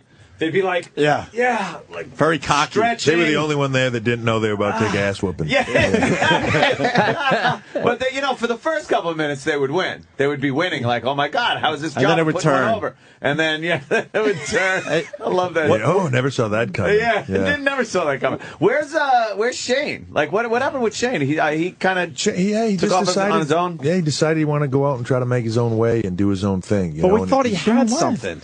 When he came in here, we're like, okay, you're leaving wrestling. What are you doing? And we thought he was going to announce some big, job. Politics. Something. No, he's trying to do his own thing. He's got a couple of gigs going on. He's got like a company that represents athletes through Europe, and like he's got a bunch of golfers and stuff. Oh, so he's doing all right. And then he's also he's creating a company that is going to in China. There's no pay-per-view distribution. And he's trying to become the platform in China to distribute pay-per-view. Which, that's one of those things, if it hits, it's huge. If it doesn't hit, the difficult thing about it is it's a communist country, right? So you have to be careful how Chinese, you do stuff. You got to go over there and deal with them. Right. Yeah, eventually they can say, this is great. This is ours now. Thank you very much for coming. Take a hike. Yeah. And then he's going to people's. Then he's going to be knocking on. And muscle him right out of the country. And he's going to be knocking on Vince's door. He's going to have to live with So let's be honest, sir. Oh, wow, we got to. How awful is this idea? How much are y'all begging him to just come back and stop this nonsense? No, I hope he's successful. I mean, he's trying hard, and I understand that trying to make your own way and make your own name. His dad has to leave WWE to him. It's destiny, man. Patrice, we have William H. Macy outside, and he only has a few minutes. So how are we going to do this? Triple, you want to stick around? What do you want to do? Sure, I'll hang. All right. You know William H. Macy? Yeah. Yeah. I thought you were talking to Patrice. Get him in here. William H. Macy. How are you, sir? Hello, sir. All right. Let me get up. We got a full house today. Yeah, I know, Triple right? H from the Very busy today. WWE. How are you? Nice to You got Patrice O'Neal, very funny comic. Bill Burr, very funny comic. Anthony, God damn, how you Opie. doing? What a head of hair on you. Jesus. How about Pleasure to Man. meet you, sir. Dressed just like the show. Yeah. Yep. Yeah, that's definitely. I would assume that is hair for the role. I would assume that's hair for the role. For Shameless. But that's good that you can grow a head of hair like that. The ladies like it, I gotta say. I don't doubt it. Yeah, my wife. You know, you're like, Damn, I can't grow hair like that anymore. That's the best part of being an actor. No matter how you look, you can say, no, it's just for a role. yes, for Right? a role. Yeah, that's good. Yeah, the reason I'm so toasted in the morning is for research. It's research. I was reading something. Obviously, your character on Shameless drinks. Yeah, drinks a little bit. A little bit. A little bit. Now you stopped drinking. Volume. Yeah, turn up his volume. Someone roadie that mic. E-Rock, help him out. Help out William H. Macy. Shouldn't have to do that himself. He's a big star. Well, yeah, his character drinks a little bit. Yeah. Yes, I've been known to drink a bit myself. I'm taking a little bit of a break for it. It turns out I like drinking a whole lot. Yeah. Yes. Like, because I was reading that you kind of stopped, and you're a Scotch man? I do like Scotch. You like a good Scotch? You can tell by the color of my hair. Yeah. It seems to do the follicles well. Every once in a while, I think it's a good idea to. I've suddenly realized I have limited number of brain cells left, and perhaps I should marshal my forces in just the kind of twilight of my twilight. Well, you seem to be able to work. You know, so it must not be out of control. What was the first part? Well, no, he's able to work. He has a great body of work. I mean, it's not like it's getting in the way. Well, it's great to play a character that's lit up all the time. I mean, for the first time in my life, sometimes I'll hold the line so I can make more faces. I'm not kidding. Yeah. It's a great thing. Frank, the guy I play, is a drinking alcoholic. He's an addict. He'll take anything. So every single scene is just there's no wrong possible in that role. Are you going to get up off the floor and act? Because I'm early in Shameless. The first couple episodes, you don't see William H. No, well, you see, he's on the floor sleeping, and I'm like, when is he going to? It's his show. When is he going to start acting? It was a contractual thing. I said I want to get a lot of rest in the pilot. No, I bring that up because everyone says no. It becomes you're way more in it. A lot more. But I'm only 2 episodes in, and so far, the rest of the characters went to Canada. Yeah. Dropped me off in Canada. Yeah, the rest of the characters are holding their own, certainly, and William H. Macy shows up to sleep on the floor. That's so far what I've seen. My entrance into the series is unconscious. Yes. Mumbling. You know you've made the big time when you can sleep and get paid $2. That is the ticket right there. Yeah, is that what made you sign on? You're like, all right, I get to sleep for the first 3 episodes. Totally chill. We're just beating him up. He's a great actor, obviously. Shameless is based on a British show. I did not know this. It's a great series, too. Same title. Yeah.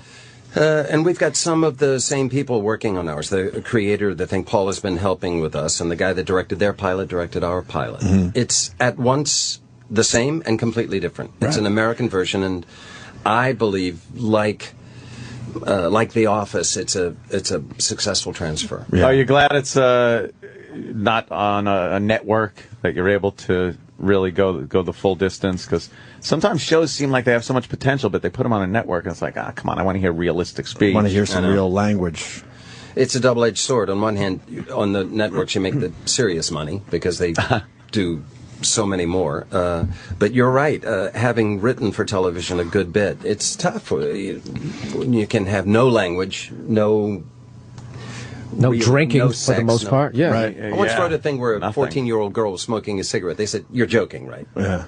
Yeah, that's wouldn't even consider it. Like it never happened. Yeah, 14-year-olds. There's something about just taking reality out of network television. I know. Which is not only really can insulting. people not smoke cigarettes, but if they do smoke cigarettes, they better die. This Shameless, they're smart too. It opens up with William H. Macy's teenage. Is she a teenager? She's probably in her early 20s, I guess, running the household, just walking around trying to get everyone ready because he's irresponsible. He's drunk somewhere, and she's walking around the house in just a t-shirt, no bra. And I'm like, okay, I can handle this show. Oh, she's very fine smart. looking. Emmy Rossum. She's the. And then she does she's the heavy naked by lifting. the end of the first episode with the guy from the club having sex on the floor. I should warn you already that you're going to see me naked, too. I was going to bring that up. That's the one episode I saw. My girl was like, yeah, William H. Macy's in this. I go, I love this guy. sorry. And then I see your ass, and I was just like, Jesus Christ. It beats working. I thought it was bad enough in his boxers trying to get out that window. Is this in the hotel? That was great. Okay, all right. We're trying to hold back. We're all huge Fargo fans. Who isn't? Huge Fargo. Great line Heard in it that. 1,000 times. They say, Mr. Smith? I go, who?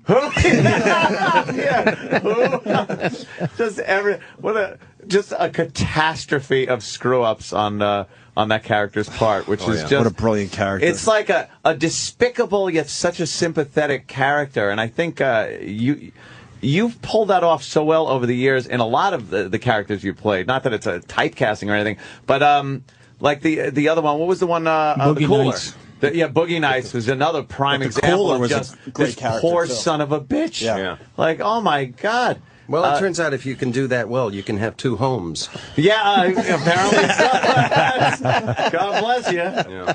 Did he just nicely say I'm fucking rich? Yeah. Good guy. I like that. Yeah, I think I gotta that's practice doing shit like I that. think that's what he said.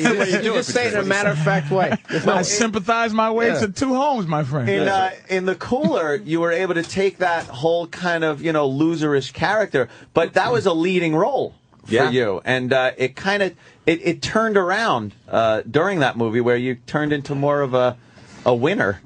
Well, Are you a method actor, by the way? Are you like, when you working, are you like a drunk guy and I can't, like, when the guy says cut, you're not like, hey, so I like life? Or are you like still fucking... drunk guy? Like, were you Fargo the whole time? You was in Fargo? no, I don't do that, and actors who do that are really boring to deal with. Tell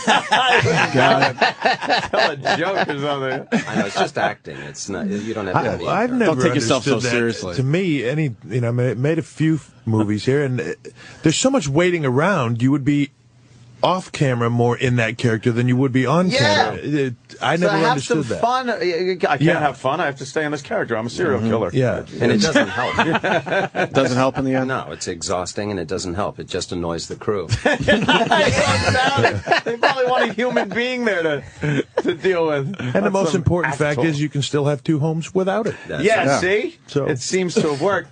I got to ask you something we were all curious about in Boogie Nights, a line you said, whether it was a flub or not. She has an ass in her cock. That's right. Was that a flub? I did take one. I said it correctly. Take two. Paul Anderson said, you said ass in her cock. I said, I did. I'm so sorry.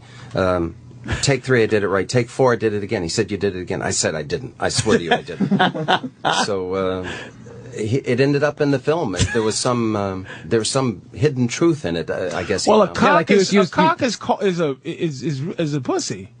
Like it's a street length. Since when? Yeah, right. Wait, who you been talking to? I'm telling you, pimp talk. A cock is a twat. As the official brother of the room, Yes. he's telling I'm just us. telling you. That's White why they people are kept going to it. pick up on this. I think in it was 2 more years. like- Yeah. That's a 2-year buffer period we got to go through as white people to pick up on black vernacular. So William H. Macy was ahead of his time in that fucking movie.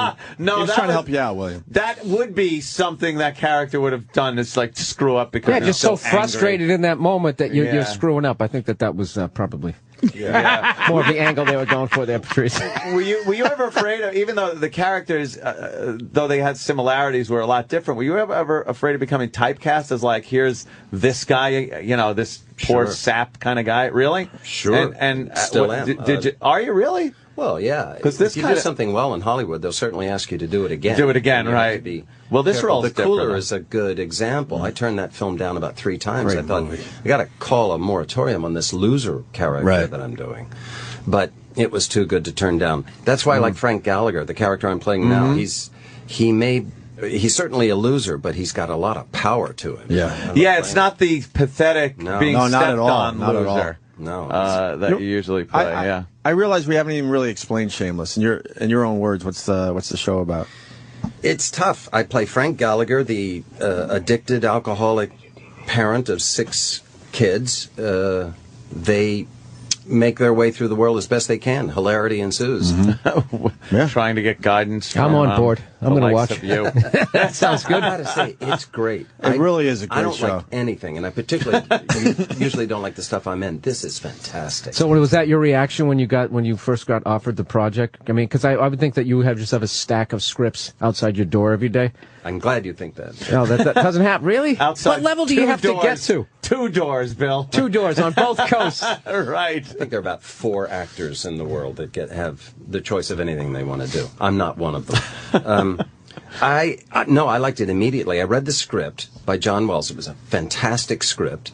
And then I saw the series, the British series, and I was sold. Oh, wow. Do you have trouble changing the character a little to adapt to you when you see a series that is being adapted from a British series? I would think it's kind of hard not to try to almost do an impression of the guy. Well, I stopped watching. It was you did? It's good enough that I realized I better not watch it. I do that with trailers now because movie trailers give away too much information. Movie, yeah. So if I have an on-demand movie and I'm like, I'm not sure if I want to see that, and I hit the trailer, I'm like, okay, good enough. I'm watching it. Like 2 seconds They in. show you all the way up to the resolution of the 3rd act. Yeah, I don't need to see that. I don't know why they do that. The best one ever was Speed 2, when they actually showed them getting off of the boat and running around the island. So it just killed the whole suspense of how are we going to stop the boat? It's like, well, obviously they stop it somehow. They figured it out, right. That was another thing with what was that Tom Hanks on the island movie there? Castaway. Castaway. During the trailer, I mean, they show him back home and trying to get into with this relationship with his ex-girlfriend there. It was like, well, they show the oil tanker picking him up. No, he gets off the island, and the whole thing that he's going to kill himself or something, not sure if he ever or gets off live the there island. forever. Right. It just trailers. They really have just destroyed movie watching. And if they don't destroy it, our neighbor will. Is there a Hollywood? Is there a Hollywood stigma to doing TV after you're doing movies your whole career? Do they look at you like I can't help it, but I look at Christian, what's his name there? Slater? Oh, Slater, like, No. Like I'm saying, but is Hollywood look at it like, oh shit, William H is doing, he's on Showtime. Could be. Definitely there used to be, but yeah. In all honesty, I got to say right now, I think the best stuff being done anywhere is being done on television. Yep. I got to agree with you. I see the little indies that come out. Every once in a while there's one that's great. There's a film or two each year that comes out that's great, but the most challenging stuff, the best stuff, is on television. And I think you're cable. seeing a lot more actors with reputable careers going to, especially the cable outlets and things like that, and putting out some good stuff. You know, totally. Steve Buscemi.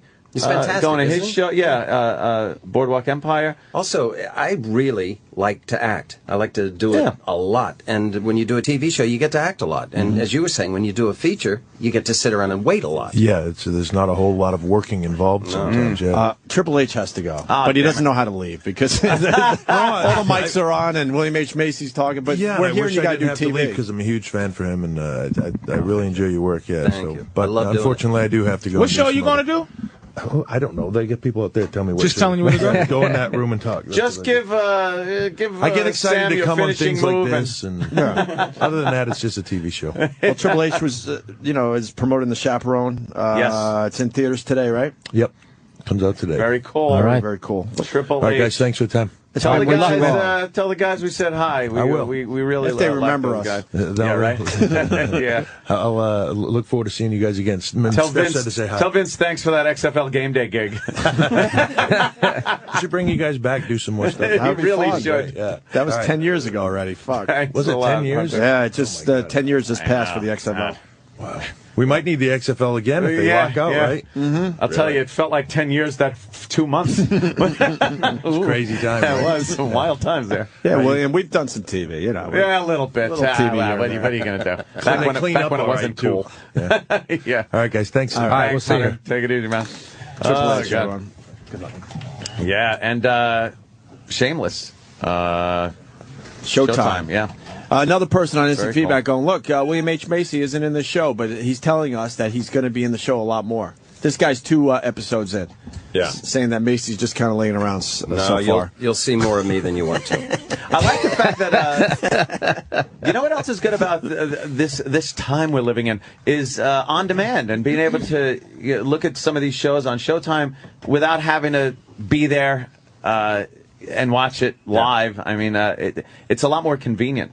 I know. Have you gone back and tried to watch television where you have to sit through the commercials? Oh, God. It's undoable. It really is infuriating. Yeah. They're louder. There's more television than there is programming. And then I like when the local spot jumps in and the sound is so bad because it's like some local car dealership that they went to. And I just love that they thought if they made it louder, that would like commercials were already annoying. Let's let's badger them with that. I've heard they actually do things now, because of TiVo, you don't get credit as far as like ratings. Like TiVo doesn't count because they know people fast forward, and they have this thing now where if you fast forward, these advertisers, they have like ways of like when you fast forward, they'll still have their product, so you still kind of see it on some level. It's really gotten to a psycho level. That's why, hey, Showtime, gotta love it. Yeah, subscribe, pay for it, and you don't have to. Because you're not dealing with commercials. Yeah. You get the whole show. It's not like you're getting 20 minutes of programming and 20 minutes of commercial. Hate that, too. I know. Our show is 55 minutes long. My wife's on a TV show, and hers is sometimes 42 minutes, is an hour. Yeah. Who's your wife? Felicity Huffman. She's on Desperate Housewives. Yeah, of course. Delicious. Delicious. Would you have got that without Shameless, you think? I don't know. I think Fargo got him that one. Yeah, Fargo. Fargo, baby. You picked the wrong show. Come on, we're all out of our leagues. We all know it. Just stop. It doesn't hurt to be married. That's great, man. Jesus Christ. She's also on Sunday night, too. We just barely missed really? with each other. That's good that didn't happen. Yeah, that would probably cause some... that would be friction. another show idea. There you go. Some friction. Right. And I guess no haircut in the future. Well, you gotta live with that. I might do an indie. I got a couple of films. We're on our hiatus right now, so it remains to be seen whether I can keep. I'm sure they can make a wig out of that, like I don't know, a fucking Shameless wig. Oh, that looks pretty authentic. He's keeping the hair waiting to see if there's another season. No, he said he's going to do a movie. He's not playing around. He's keeping the hair for Shameless. We're going to do another season. They haven't picked it up yet. But Are you always acting? Do you take time off right or something? Now? Yeah, much more than I wish. Really? Sure. Yeah? Oh. But Felicity Huffman being on a popular show, you could take some time off. There's nothing wrong with digging in her pockets. Hey, that's true, man. Fall in love with a rich Y'all girl. get divorced, she's gonna fucking get you bad. You might as well take her money now, save it, and give it back to her after the divorce. I live in California, man. It's our money. Oh, that is true. Oh, brutal. Well, wouldn't wish that on anybody, believe me. Yeah, Aunt went through it. I went through that years ago, and oh boy, you've been free for a little while now. Took a while. Yeah, for many years. He's been free for. No, I mean free from the check writing. From having to write that check. Yeah, hey, free from the check writing. Can I ask a Fargo question, sir? I'm a big fan of the Coen brothers. I love the Coen brothers. What is their process?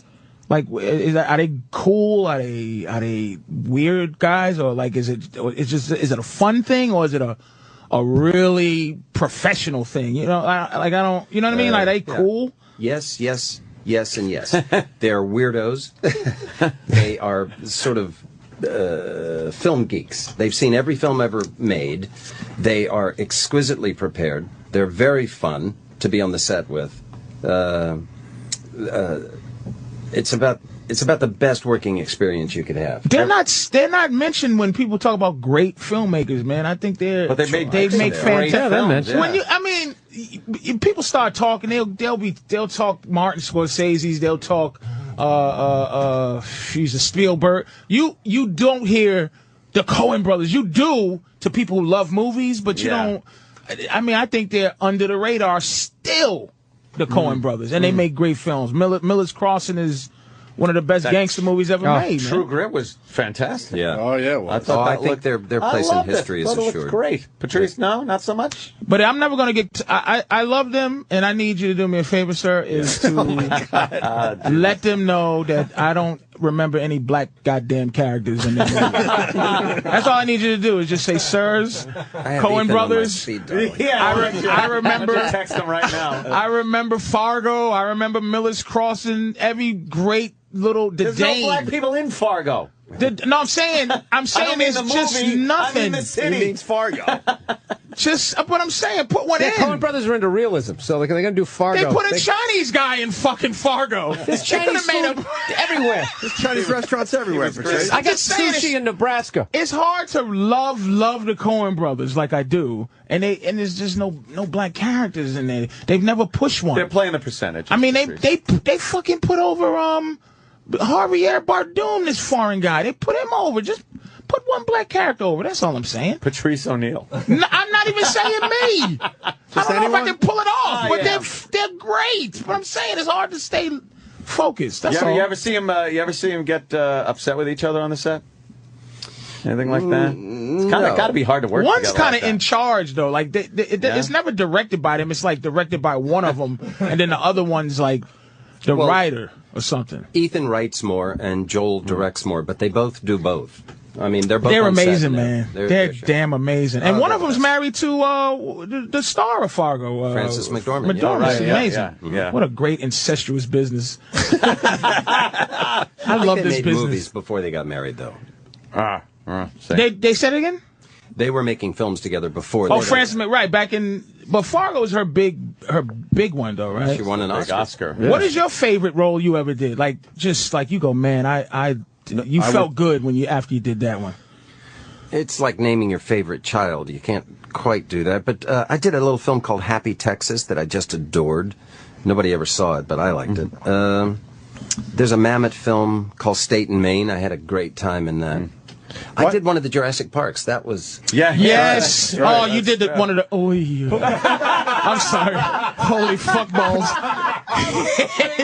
They were just running out of dinosaurs.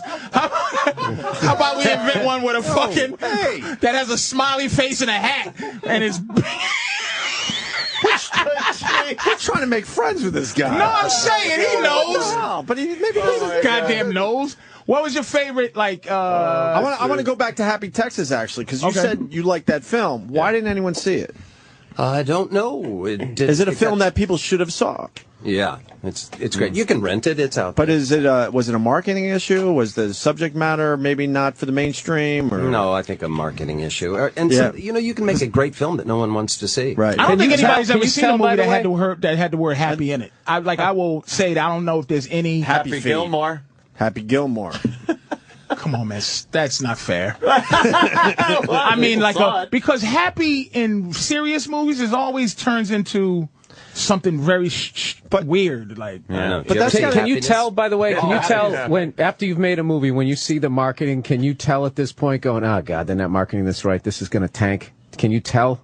As you're sitting at home watching, if you're excited about a movie and you're watching the advertising and just the way they're marked, like, did you know as they were marketing Happy Texas, like they're doing this all wrong?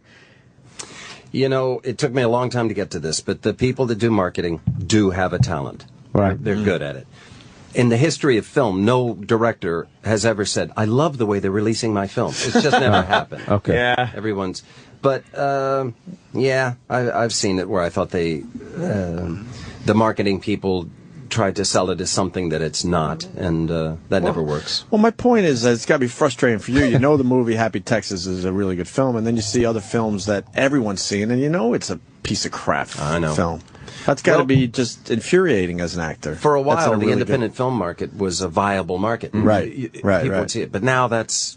Because of the new technology, that's a mess. We have to unfortunately wrap up, but Shameless, I got to acknowledge Joan Cusack is in this film. She's amazing. Cusack. She's an amazing actress. Amazing. She's still a cutie pie, too. And I'm being reminded because my girl's way ahead in Shameless. I'm 2 episodes in, and she's all in. And there's a scene coming up with you and Joan Cusack. Yeah. And a very large dildo, sir. Very large. This is how I want to end the interview. Oh, jeez. And Showtime, by the way, is making a real big push, like to challenge the dominance of this whole. Well, they're doing great stuff. But there's a scene coming up there, William.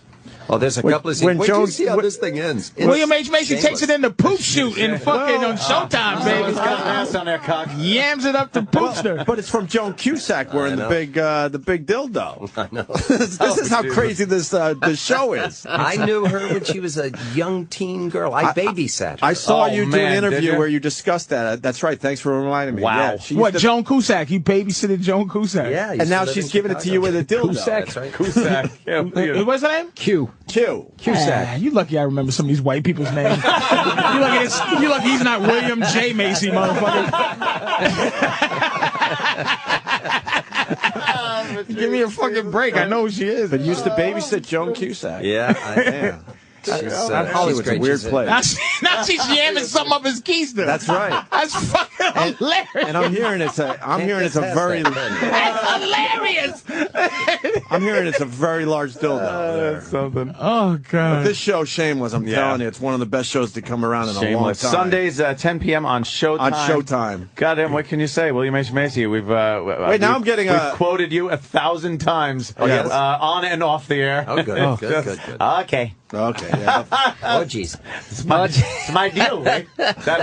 That whole time, the anger with the ice scraper. I was just going to say that. One of the best emotional scenes without a word being spoken. Starts out just, I got to scrape I'm not getting the fucking money. Like, it's just perfectly done. It's a great film. Yeah, and he goes all the way through the anger to then just the way you swing it, the sadness. You've heard it brilliant. 1,000 times. Absolutely brilliant. I'm sure you've heard it 1,000 times. When you're sitting on that bench in front of the door answering your son about what's going on, and the dead father's in the trunk, and you're just like, okay, no, everything's fine. I'm going to go to bed. Yeah, I'm going to go to bed.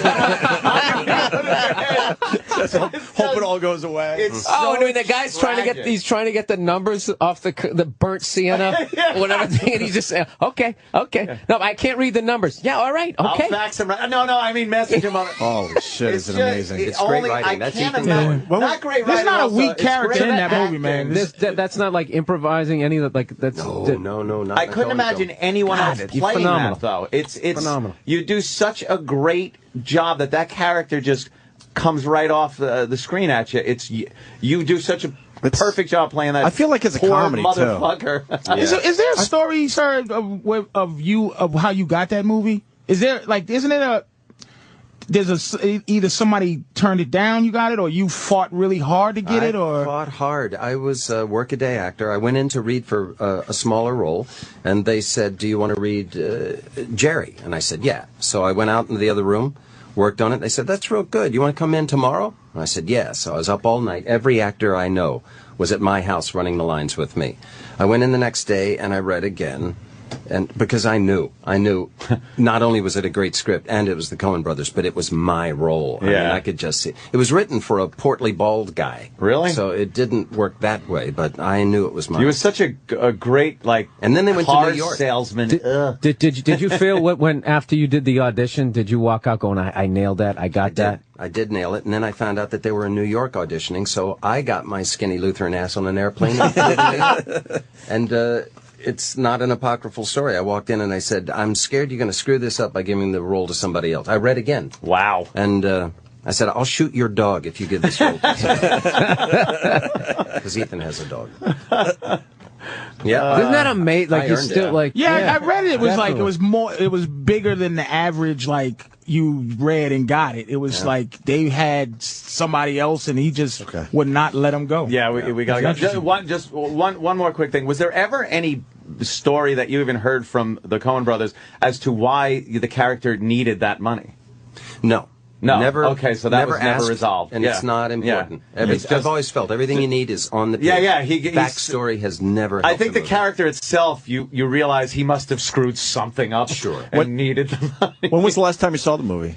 We could put it on tomorrow and enjoy it again easily. A couple of years. I'll be perfectly honest. I was watching it last night. Yeah, really. It's got insane rewatchability. It really does. And I'm telling you, I mean, Shameless is a great show. I'm telling you, Sundays at 10 on Showtime. I haven't had this much fun in a long time. It's a great show. The characters and the situations, it's unbelievable. Let's get him out of here before we get in trouble. Yeah. All right. Yeah. Thank you, boys. Yeah, thank you. And you got to say it, though. You got to say it as he leaves. Oh, yeah. He's fleeing the interview. He's fleeing the interview. Yes. He's fleeing the interview. Why don't you go talk to old Bill Deal? He's fleeing the interview. End of story. The great William H. Macy, Showtime, 10 o'clock Sunday nights. Shameless. Gonna get a quick picture of Will.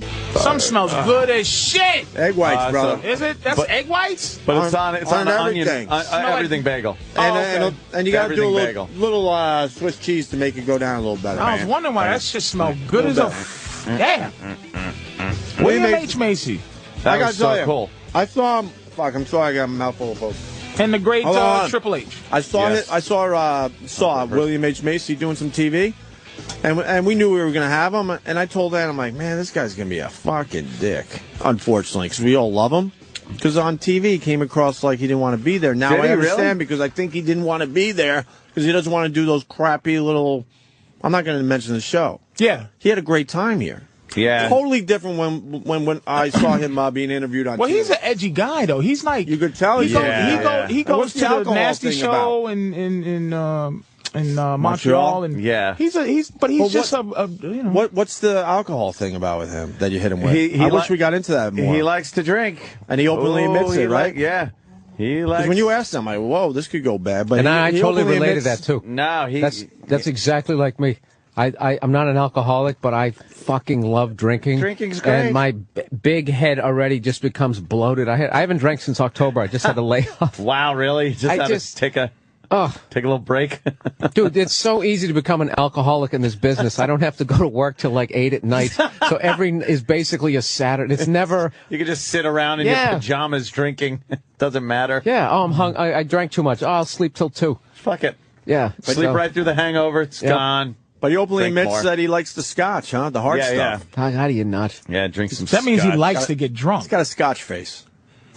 When you drink certain things, like if you drink a Kahlua and milk, is like you like to drink. But if you're drinking like straight whiskey, that's like you like to get drunk. No, it's more of a educated drinker, where you're cutting out all the bullshit. There's no umbrella. There's no mixer. Right. You're getting right to the stuff. You put one ice cube in the middle of it. You actually want to taste the burn. But is that okay? Yes. All right. So that's enjoyable. I mean, like yeah. All right, fair enough. It's like everything in moderation. But the thing is, the funny thing about scotch is the first time you drink it, it tastes like you're drinking out of an ashtray. It's the worst goddamn thing you ever had. Horrid. But after like 6 weeks of drinking it, you'll find yourself alone drinking one and going like, and just feeling your whole body relax, and that's a frightening moment. I've lived that. Out of the 14 people that I gave the gift you gave me, I opened on the Louis the 13th.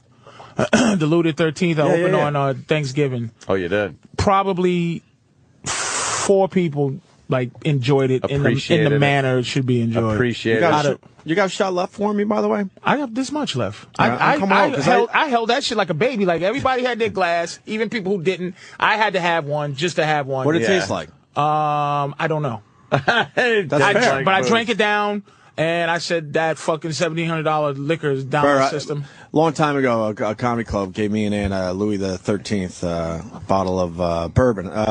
Cognac, thank you. And how much is that a bottle? It's 100, and depending on the restaurant, it's easily $100 a shot. Sometimes a bit higher than that, even. If you go to a liquor store, you can get it for like $80 a bottle. No, like Johnny Walker Blue. It's like $1,800. It's cheap. It's like that's cheap. $1,800. It's like $1,800. Oh, okay. The empty crystal bottle it comes in, you could get a few $100 for like easy. 5 or 6. I had this thing laying around forever. I'm like, I'm never going to enjoy this, so I gave it to Patrice one day, whatever. But I always wondered what it tasted. I held it like a baby, but then I opened it I opened it with a little wax thing. I read the whole history, kept the box. Yeah. I was actually nervous having it because when I first got it, it was all your back and forth, like your teetering whether he was going to open it or not. It was all his fingerprints on it, like going, "Let me open it today." I think you could clone me with that bottle. There's so many fingerprints. Is this a special enough event? No, something better is going to happen in my life. You know what? I should have fucking polished that before he gave it to you. He's right. There's got to be 100 of my fingerprints. But I was wiping it, and I was like, "Holy, this is making me nervous." I had it put up, but I opened it. I said, "Fuck it, I'm opening it for Thanksgiving." Everybody got a little shot, and about 3 people, buddy of mine, I don't know if my mother even could. My mother's a wine drinker, and then the rest, it was like 3 people, and then one other guy said, "Holy shit!" Was a Honduras guy, a guy from Honduras who fixes my walls and shit. He's a big time cognac drinker, and he's like, "Holy shit!" In his paint pants, and he had a smile on his face like somebody that enjoys good cigars. You know what I'm saying? So it was pretty. That's why I had to pass it on. I know I wouldn't have. But I don't know if it's smooth. I tried to drink, Who knows? Beer is just ridiculous to me. It's like I see how much people love it. Yeah. When I try to drink it, it's not enjoyable. It doesn't. Really? It doesn't go down beer. Wonderfully. Love it. Guinness is a tasty it's thing. Adult soda. Look, if I had to choose Guinness is like an adult shake. Guinness, right? See, that's what it anything is. I'm gonna say, that's a great malted drink. milk for a tremendous. Like, giving me the finger, faggot. You drink. What's the other one I'll fuck with? Natural light. What's the line? Corona. But okay, can I say a beer that I enjoy? Mm-hmm. If I ever eat Coors Extra Gold, I'm sorry. Really? I'm sorry. Extra Gold? It tastes No, but good. this is the thing, though. You're allowed. It tastes good. I like Bud Light. But you're allowed your teenage beer. Like the first beer I ever got like hammered on was Michelob Light, and to this day, anytime I have one, it takes me back to Faneuil Hall in Boston, sitting in the parking lot getting hammered for the first time, and I was like 17. So I hate Mick Ultra. Because everybody carries that now, and you don't have a Michelob Light. You have to go to like the middle of, I don't know. It's hard to find. Yeah. I used to like Michelob too growing up. I don't know why, but I guess that was just regular Michelob used to be good. That was like your classy friend would bring that by the house, a 6-pack. Because in suburbia, how about Dos Equis? Nah, Mexican greatest beer ads in a long time, but I'm not really into that. Not really into that. Fan, when I was growing up out there in Long Island in suburbia, you'd invite your friends over the house, and they'd bring their own beer, their own little 6-pack, and you'd see what a buddy would come up the stairs and he'd have his Millers. And he'd be like, you faggot, what do you drink Miller for? I got my Bud. And then another guy would come in with his Michelobs. And, you were all known for your beers. Ooh, Michelob. Some cheap fuck would bring Meisterbrow and put it in the fridge and try to take, a Michelob. And you're like, fuck you, drink your shitty fucking beer. I'm not touching that. So what's the top beer now? I don't know. Bud's got to be up there. But something? Your standard fucking issue Budweiser is just really Bud is so easy. No, but you're talking like a numbers thing. This is almost like stand-up comedians. Like just because someone's selling out the spectrum. Yeah, because Sam Adams. Okay, so what's a beer that people go? Okay, thank you for bringing this. You brought it to a place where everybody's drinking beer. Heineken or above. Still Heineken. I would say. Yeah. Heineken, and then there's specialty beers now Sam that Adams. you bring them. It's like Sam Adams. Dude, Sam Adams, the amount of people that they've probably knocked off the wagon, the way they sit there with those hops in their hands and stuff their face, and those awesome beer glasses. I just sit there going, you motherfuckers, I'm trying to go 100 days here. When Stop with these commercials. Jim Cook's in Germany, rubbing hops in his hands and smelling it. And it's like, that must be delicious. And is this still some boutique thing, or are they big time now? They're not a boutique thing anymore, but they have a pretty small market share compared to Budweiser. But they're pretty big. I think they're doing just fine. I just don't get if you drink and then have to go. It just seems like it's not an enjoyable thing. Like apple juice is enjoyable. But that's like a rookie thing. Beer. That's like a rookie. After a while, you get used to that burn, and you can actually start to taste the flavors. And I'm telling you, that's when you start having a problem. It's like that Scotch thing. I'm telling you, it tastes like I just drank a liquid cigar, and then then it was 6 months later or whatever, I was drinking, and it was just it was starting to take the edge off. I was starting to feel like Lou Grant. Remember that? When he used to have that bottle on the bottom of the jar. Like how acceptable drinking was. That was a goddamn sitcom. Yeah, and he would pull that bottle relax, have a shot. And just would take out a bottle of whatever. Honey, make me a double. I'm scared. Get home from work. I'm scared for Burr, man. I think you're going to drink tonight if we keep talking like this. No, I've gone a long enough time. I'm not into weed. My girl gave me one of those pot cookies. Weed is basically illegal. It's basically legal. Yeah. In LA, and she gave me one of those pot cookies. I just don't like. I feel like it's compressing my brain. I just don't like it. I wasn't a weed guy. Is there something that liquor like when you have liquor? I'm not a liquor drinker, so it's so let's say really hard liquor with something like some kind of food, like you're eating, you finish eating, and then it's like, oh, this just like brings it together. Like milk and a piece of cake, like you go, you go, mother. I'll tell you one thing, steak. If I have a steak or something, and a nice red wine, a Shiraz, like a fucking nice red Australian Shiraz wine, but not hard liquor. No, that's you got to go wine with. But I'm saying steak. hard liquor. Hard Is there liquor? something that hard liquor is enjoyable? I just can't believe hard liquor. Captain and Coke. That's sweet. Tastes like candy. No, I'm telling you, the more you drink, the less you put in it. And it's like vodka, like all I want is a lime and the smallest ice cube ever. I want Belvedere. Yeah, no, I like. But that doesn't sound enjoyable, Bill. It sounds. Patrice, you're missing. You know what? It's good that you I'm with don't. Patrice. I need the mixer. This is the It thing. sounds like something you do. Like people who enjoy cigarettes, you go, I get it. I do get it. But I'm saying it's. You know, I'll equate it to stand-up. If you like stuff in your alcohol, that's like people who like a comic with like a catchphrase. You know what I mean? And like just drinking the alcohol, that's when you just like the real deal, the dude who can just stand there and tell jokes and fucking kill. It's the Richard Pryor of drinking? As far as like drinking. It's the George Carlin. Yeah, that's like the real deal. And if you have like the umbrella, that's more like the Carrot Top going down that road. I was gonna say like the mixers in a drink are like the props for a prop comic. And not only that's the thing that gives you the big hangovers when you have all that extra sugar and all that shit in there. It's obvious we're heading this way, but let's set it up officially. This is a little dangerous, though. I'm going to name a comic, and you give me their drink. Holy shit. You went Richard Pryor's pretty much straight up, right? I know Sinatra's drink was I think it was whiskey with one ice cube. Like how about we'll go with a like a Gallagher. We'll go easy. Gallagher's a slow gin fizz. Is Gallagher like a slow gin fizz? It's just all mixer. I never met him. To be fair to him. No, just taking their comedy. Okay. To be fair to him. See, if Richard Pryor is like straight up like vodka, whiskey, whatever. I got to be a Shirley Temple with the red hair. A little Shirley Temple for Gallagher? No, for me, I'm saying. Gallagher, if you watch him, his old school Gallagher did some goofy shit. But he was trying to say some political. So I would say he has something in the drink to sweeten it up, but it's not a girly drink. Some booze. Cranberry and vodka, I would say he's a cranberry and vodka. Gallagher never showed his audience that he's as intense as he is and as intelligent. No, he tried, though. Watch his specials. We broke him down on the show, if you remember, Patrice. Well, we didn't I think he's mad at us, by the way. Is he? Well, because he's a fucking racist. And he said he's mad at us because he said we made everyone think he's a racist. Dude, I got 5 stories about him. Do you? Oh boy, dude! This is why this show is awesome. We went from Michelob-like to Gallagher's a racist in like 8 minutes. And all right, let's hear these. I say alleged because I don't want to get sued, but I'm just saying. Yeah, I've heard some fucking shit. He's gonna hit you with that hammer. With my teeth on the sidewalk.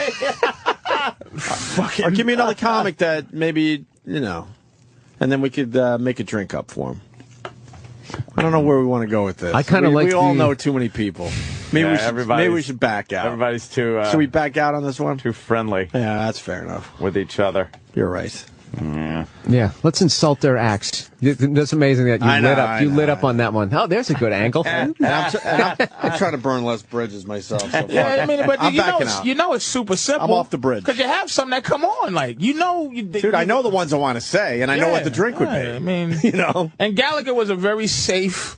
Yeah. Well, I went obvious, but then we were going to start getting into and I got guys out going to get into that middle ground. Boom, but it's like, what are you going to do? And there's people probably listening. There might be a lot of comics listening to the show. Can we talk in code and just talk about the drink? Or just hold up the name? Right. Oh, yeah, that's watermelon-flavored vodka that's a faggot and rocks. Faggot on the rocks in a dirty glass, that piece of shit. That's a fuzzy navel if I ever saw one, motherfucker. Fuzzy navel shit. It's too much, man. I looked at you. You looked, It's just because you can just go on and on. Hey, dogs are biting people. We could talk about that. We talked about it during the break. I love that Chihuahuas are finally. Yeah, they're finally getting exposed. Some brutal pieces of shit. Those little bug-eyed psychos. They got the top 5 nasty dogs, I guess, because they're nipping and biting. And the Chihuahua makes it that piece of shit dog. I hate Chihuahuas. Dude, it's the owners. I hate chihuahuas. Dude, this is the thing. Like, I would pet a pit bull before I pet a fucking chihuahua. Really? Abso-fucking-lutely. I wouldn't.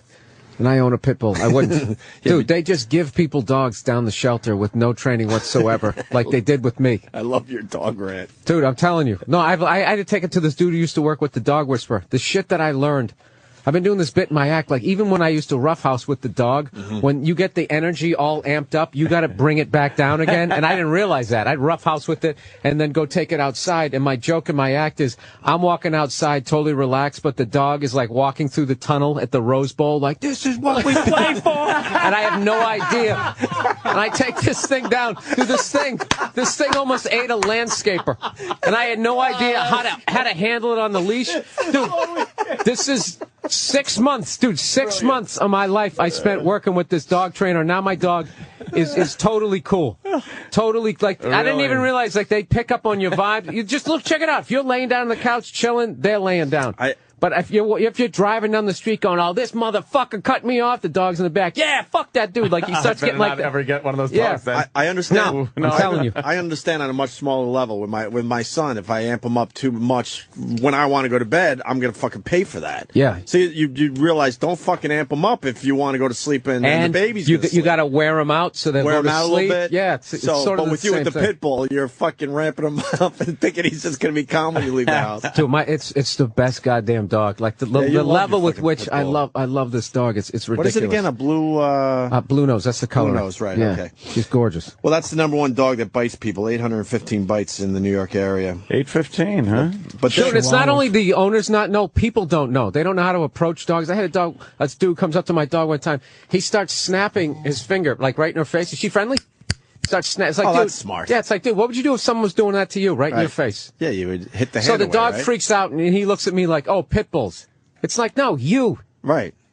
Yeah. I sound like one of those psychos defending pit bulls. I know they're maniacs. I realize it. Well, they're crazy dogs. They're dangerous. Like I said, they just look. And I love dogs, but I can't bring myself to. And I don't. And like I said, because I'm nervous. You know, I can't. I do the whole stick my hand out to smell, but I'm really. You know what dog I'm you know what dog I'm petrified of? They look like sharks. You don't see them a lot. German Shepherds is my #1. What the fuck happens to dogs where we don't see them anymore? German Shepherds you just don't see anymore. Doberman Pinschers, where the fuck did they go? I gotta tell you, when I was growing up, I saw a lot of German Shepherds. Somebody on my block has a Doberman Pinscher. Okay, that is the original hellhound. Yep. Like, if you go to hell, those are the two dogs outside the gates. Yeah. Like, this thing is. But every movie, they always had to have 2 of them. Why? I don't because know. they're just this shit. Dude, there's somebody on my block has one of those, and it dwarfs my dog. It looks like a pony. It's that big, but shredded. And it's got that shiny coat. But you used to see him a lot with that cut-off tail and cut-off ears. People used to get him, and German Shepherds also. But now, here's what they're doing a lot now. Collies. There's no such thing as a mutt anymore.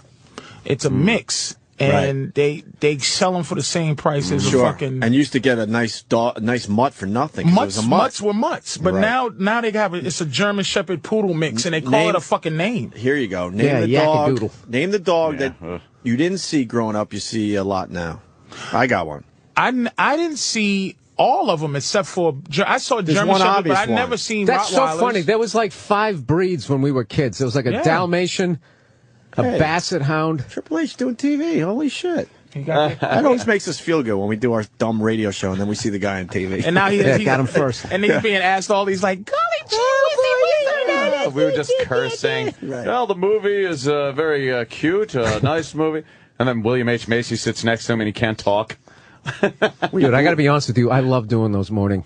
Do you? This morning, because there's no pressure, because you know it's not going to sell one ticket. Softball questions. It's not going to sell anything. No, it's all soccer moms. So what I do is I always go on there and I say something fucked up because I want to catch like the 5 people who would actually come and see me. Yeah, right. Oh, I see. Okay. Yeah. Like, that's the approach, because I used to actually try to soften it up to try to get these soccer moms to come and see me. Yeah, they don't. They got kids. They're not coming out. Well, Triple H got a lot of from shoulder up. It's just a lot of shoulder. It's a lot of him. He's like from shoulder up. There's a lot of him, man. Pit bull. From shoulder up. He does. He has a pit bull head. Yeah. Like he was made for contact sport. You should name your next comedy special from shoulder up. Shoulder up. He is. By the way, we haven't said it in a while. Fucking Patrice, I'm telling you, I went to the taping and Anthony has seen it already. This fucking Patrice special is really good, and we really want to get the people watching tomorrow night. Elephant in the room. 10 o'clock tomorrow night on Comedy Central. Patrice's stand-up special. I'm telling you, we're hoping this brings big things for Patrice. So of course, make sure you check it out. Make sure you tweet about it before. Let's get everyone watching. What dog though? Growing up. That you see now and you didn't see a lot, you're saying? It might be a New York thing, but collies. You never see collies anymore. I didn't see Rottweilers growing up, to be honest. Greyhounds is my answer. Well, because people didn't feel bad for greyhounds. You never then. saw a greyhound growing up on a leash. You saw it at the track.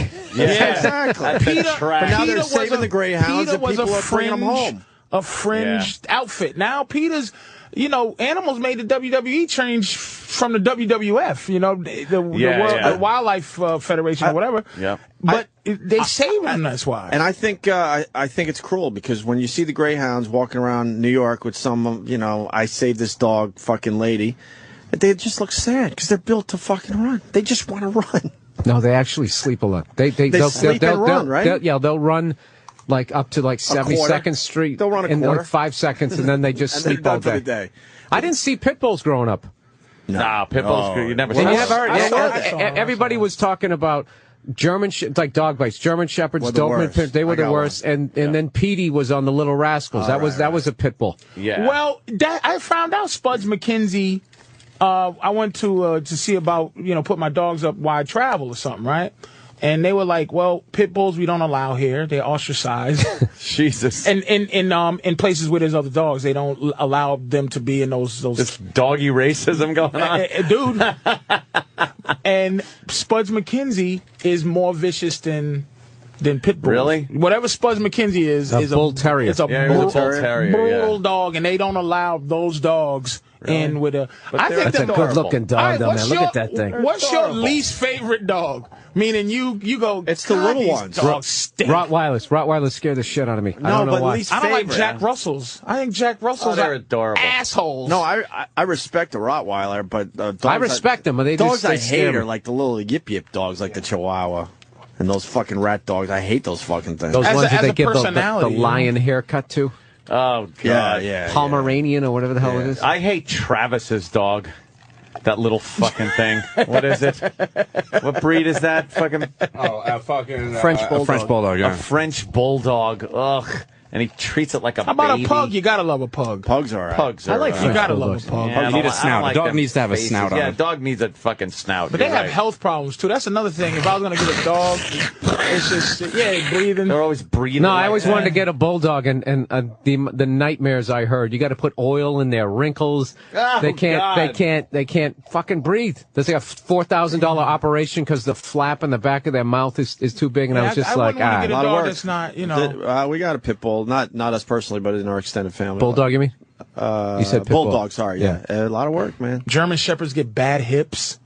Yeah. I have a dog that gets diabetes. Fucking like its owner. Westie. What is that about? Westies get diabetes. Really? Who knew that? Did you know that? No, but I only got them. How do you get diabetes? They don't eat anything fucking sweet ever. Motherfucker, if I have to see my dog suffer through diabetes, I'll fucking... To be sad. I'm telling you, dude. Dogs are... he's like my son. That's all we had growing up was Westies. I don't even know what a Westie looks like. West Highland Terrier, you're saying? West Highland Terrier, a little white one. Yeah, we didn't... Like that? Is that a Westie? Yep. No, it's French. Oh, yeah. Okay. Sorry. I don't know if I know a Westie. They're on the can of every food. Yeah, I know. Yeah, that's a can of every food. Westies is the face of dog food. That really is. That's a good-looking dog. Yeah, they're pretty awesome. I'm not going to lie to you. That's all right, man. But I can't find any fucking body that'll cut him like a real Westie. He has a real Westie face cut. Yeah. But his stomach is we can't find anybody that fucking makes him look like a champion Westie. Like the Westminster the Dog Westie Show fade. Westie. He has the face. Yeah. But the rest body is, in it. I love my dog, man. It's like it's just painful to think about it. Like it's more painful to love a dog than it is You know, when I got my dog and I started talking about it on the podcast, one of the first emails I got, somebody said, "Make sure you treat it right, man." I just had to put my dog down. I was just like, I don't want to see that day. I don't see that day. I don't know why people torture themselves. Now, I know there's a better to have loved and lost than never to have loved, blah, blah, You blah. got a great dog situation, though, but dude. I don't want a dog because first of all, it'll make you yourself out of so much happiness. It'll make you actually love. No, dude, I'm telling you, it's cheating. You're cheating yourself out of. Dude, coming home, how fucking psyched that thing is to see. You go out and get the mail and think psyched to see you. And then I fucking walk in and I'm psyched to see maybe some shit or it chewed up my couch. You're training. I just bought a fucking $14,000 rug and it fucking tore it up. Guess what it'll never do? Dude, what about the poor dog watching you stumbling in hammered, wondering if you're gonna fucking boot it across the room or shoot it by accident, and not giving you a speech about it. It'll be the same. It'll be the same thing for the rest of your life. But the thing is, they don't judge. Look, man, I when I was 17, and I had just got a dog in the last 2 years. We just got dogs or whatever. And when I was 17, I came in, my mother was like, the dog was named Jack, but it was a girl. And then I didn't know it was a girl. But I named the dog Jack because I thought it was a boy dog. But it was on his period one day, so... Oh, shit. Send me a picture of your fucking dog, Travis. Cute. Oh, really? Oh, you're a dog guy too, Travis? Oh, he loves But anyway, when that dog died, when my mother said that Jack got hit by a car and died, I'm like, I died. I cried like a baby with my football uniform from high school on. Oh, shit.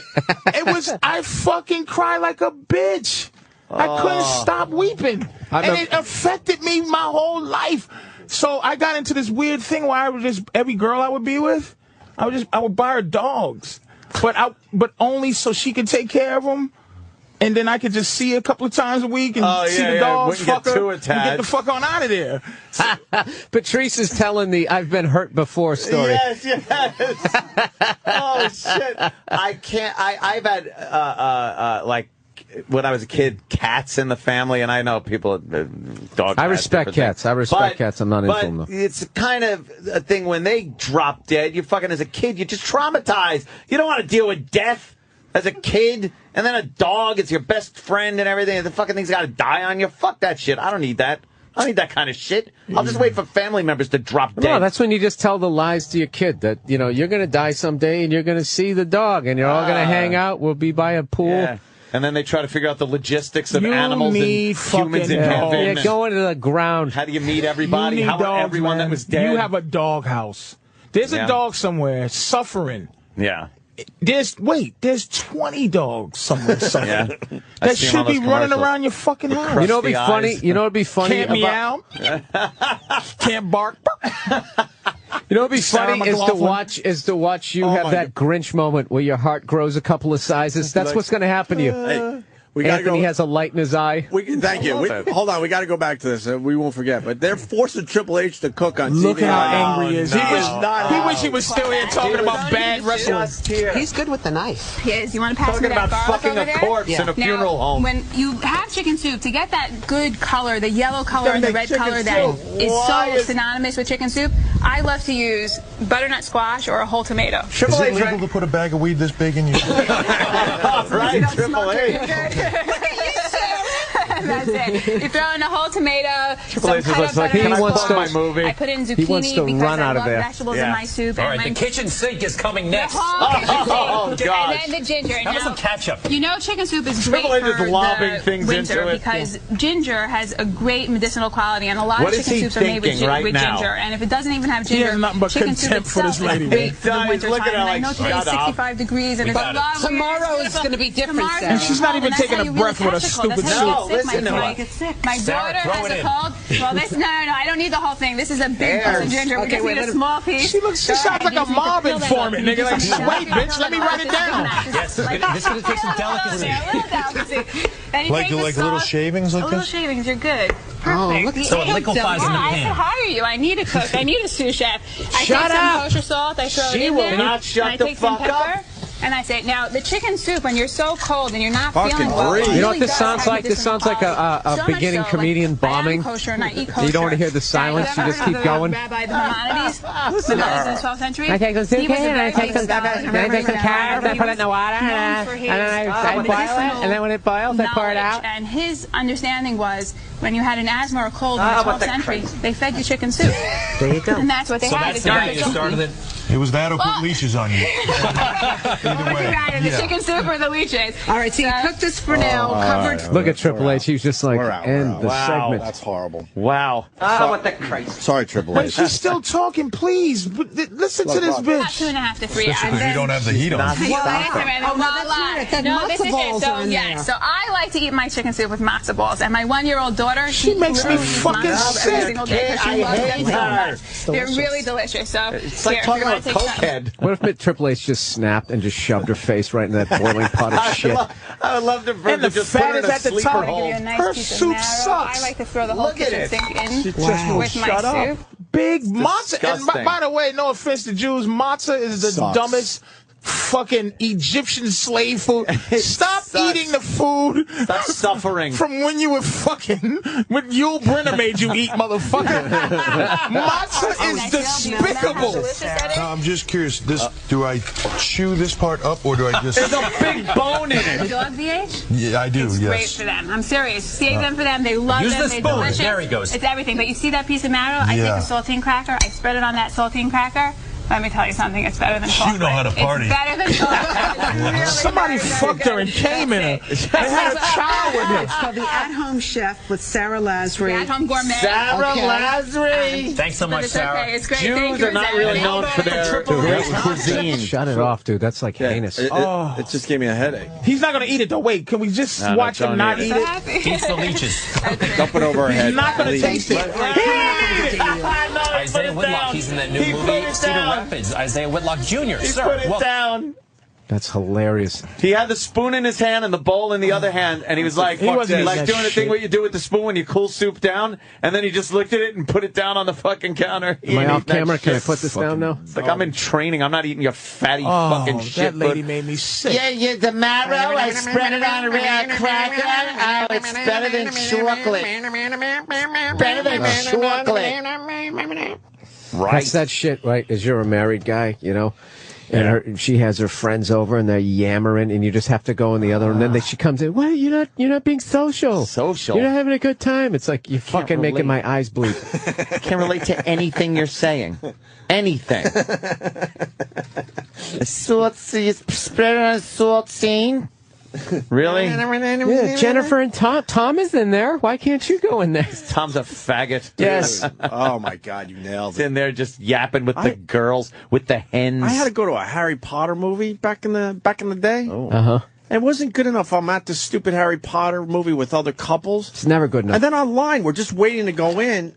She got mad at me because I'm not socializing with these couples I have nothing in common with. What, online?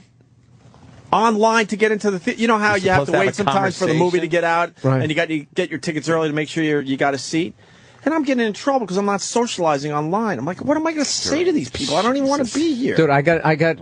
My girl gave me shit. We went to a Grammys party. I mean, the fact that I'm just going to that, I should get unbelievable credits. So we go there and it starts off right, and they got those divas who are the worst fucking singers ever. Right? They sing like somebody's standing on their foot. You know? the opening. Horrific. So you're trying to make jokes? Acrobatics. So I'm making fun of it, and then Lady Gaga came out in that egg, like the womb thing. Dumb egg. So I was laughing at how stupid it was, and everyone there thought it was amazing that she came out in the thing that Mork used to come out of. That's when you realize you have no friends and you got to be a loner. Because it's like, how do you not find that funny? Why do you go with the serious angle? No, on I that? just realized I only relate to comedians and assholes. Yeah. Or so-called assholes. But why can't they see how ridiculous that is and make the jokes too? I don't understand. No, that that'll one, never especially happen. that one. That's so obvious. Oh yeah, when she's basically saying that Madonna song. Yeah. Express yourself. It's Express Yourself. Everyone It's knows. the same fucking song. Niceness is overwhelmingly. Patrice, Jennifer Hudson. What about her? I want to have sex with her. Who, you? Is she delicious now? Jennifer Hudson? Yeah, after she lost the weight. But then Ann had to fucking ruin it for me and say the skin's probably a little I would think she's probably got a lot to you, man. lot of Fat skin. or skinny, she lost about 60. Very average. You think she's average? Yeah. Dude, she's I don't know what it is. Nobody black's talking about fucking Jennifer Hudson, and that's the truth. Why? Because she's too mainstream? Why? She's That was so dismissive. She's just nobody's talking about it, and that's the truth. End of like story. you mentioned Next. a black girl. It's just shocking you would say that. That's just I don't know what it is. Really? Yeah, I like that. I like the Jennifer Hudson. I don't like how she used to be fat, now she's skinny, and she has like I've always been in shape attitude. It's like you should have more of a personality. You should be like, well, I'm just happy. Hopefully I can keep it up. She's standing there now in those weight loss things. Yeah, like she's always looked good. This is how I've always been, man. You know how you guys cursed me out for Janet from Three's Company one day? Yeah. Saying that she was one of my white girl. I just did the same thing to you? Yeah, but there's nobody black to go, motherfucker! So, but I will say I put somebody to take the place of her. Okay. This goes back to when we asked you about a white girl. It was Adrienne Barbeau. Found Adrienne hot Barbeau. or sexy, right? It was Pam Smart, and I said Janet from Three's Company because she had a really juicy ass. Same qualifications as him saying everybody black that you say Jennifer Hudson, you make them literally sick right now. I just made some black people uncomfortable. and they probably don't listen to the show no more right now. That's because you fucking that's Fair your representation. But you know what? I'll replace it with Jennifer Tilly. Oh, that's a long fucking leap. Fucking you upgraded big time there. Janet from Three's Company to Jennifer Tilly. How do you guys know these names? Jennifer That was a Tilly big in her upgrade. prime. You know Jennifer Tilly. I thought Jennifer Hudson was Goldie Hawn's daughter. That one. Kate Hudson. Kate Hudson. Okay. But this girl. Entourage Well, that's coming what she looks like now. Jesus. Dan. Yeah, she looks terrible now. Look at that. I mean, I think that delicious? looks delicious now, man. shit. Even with that gut thing around the pussy area, I think the gut thing around the pussy area. whatever that thing is, the bunt, as they like Jennifer to say, Tilly is fucking hot. You do enjoy a sloppy broad. I like pigs, man. yeah, look Like, at her but big ass. I wouldn't want to date her and walk around with her. You but like that right look there? Is that Jennifer Tilly? Yeah, bending over. You fucking how Current can you day not like Jennifer that? Tilly bending over, by the way. That she's hot, them juicy, soggy tits. There is light bulb. that dumb just voice. Come on, something man. in the African DNA that just says Probably slavery. Show me a big ass. Well, no, Africans don't like big bitches too, though. Africans like them big, but Jennifer Tilly's hot to me, man.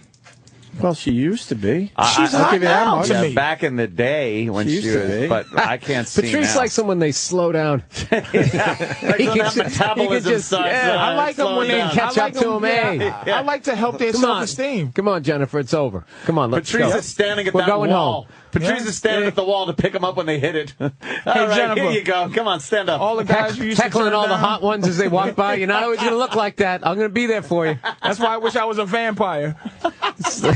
Just so I could be alive when the bitch falls off. Blah, look at you now, huh? Vampire.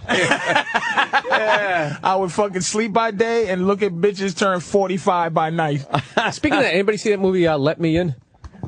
Good fucking movie. Yeah? Although I said that, and then every douchebag's like, oh, actually, the original French version or whatever. It's like, oh, go that fuck shit yourself. all the time. It's a good movie. I like the layers.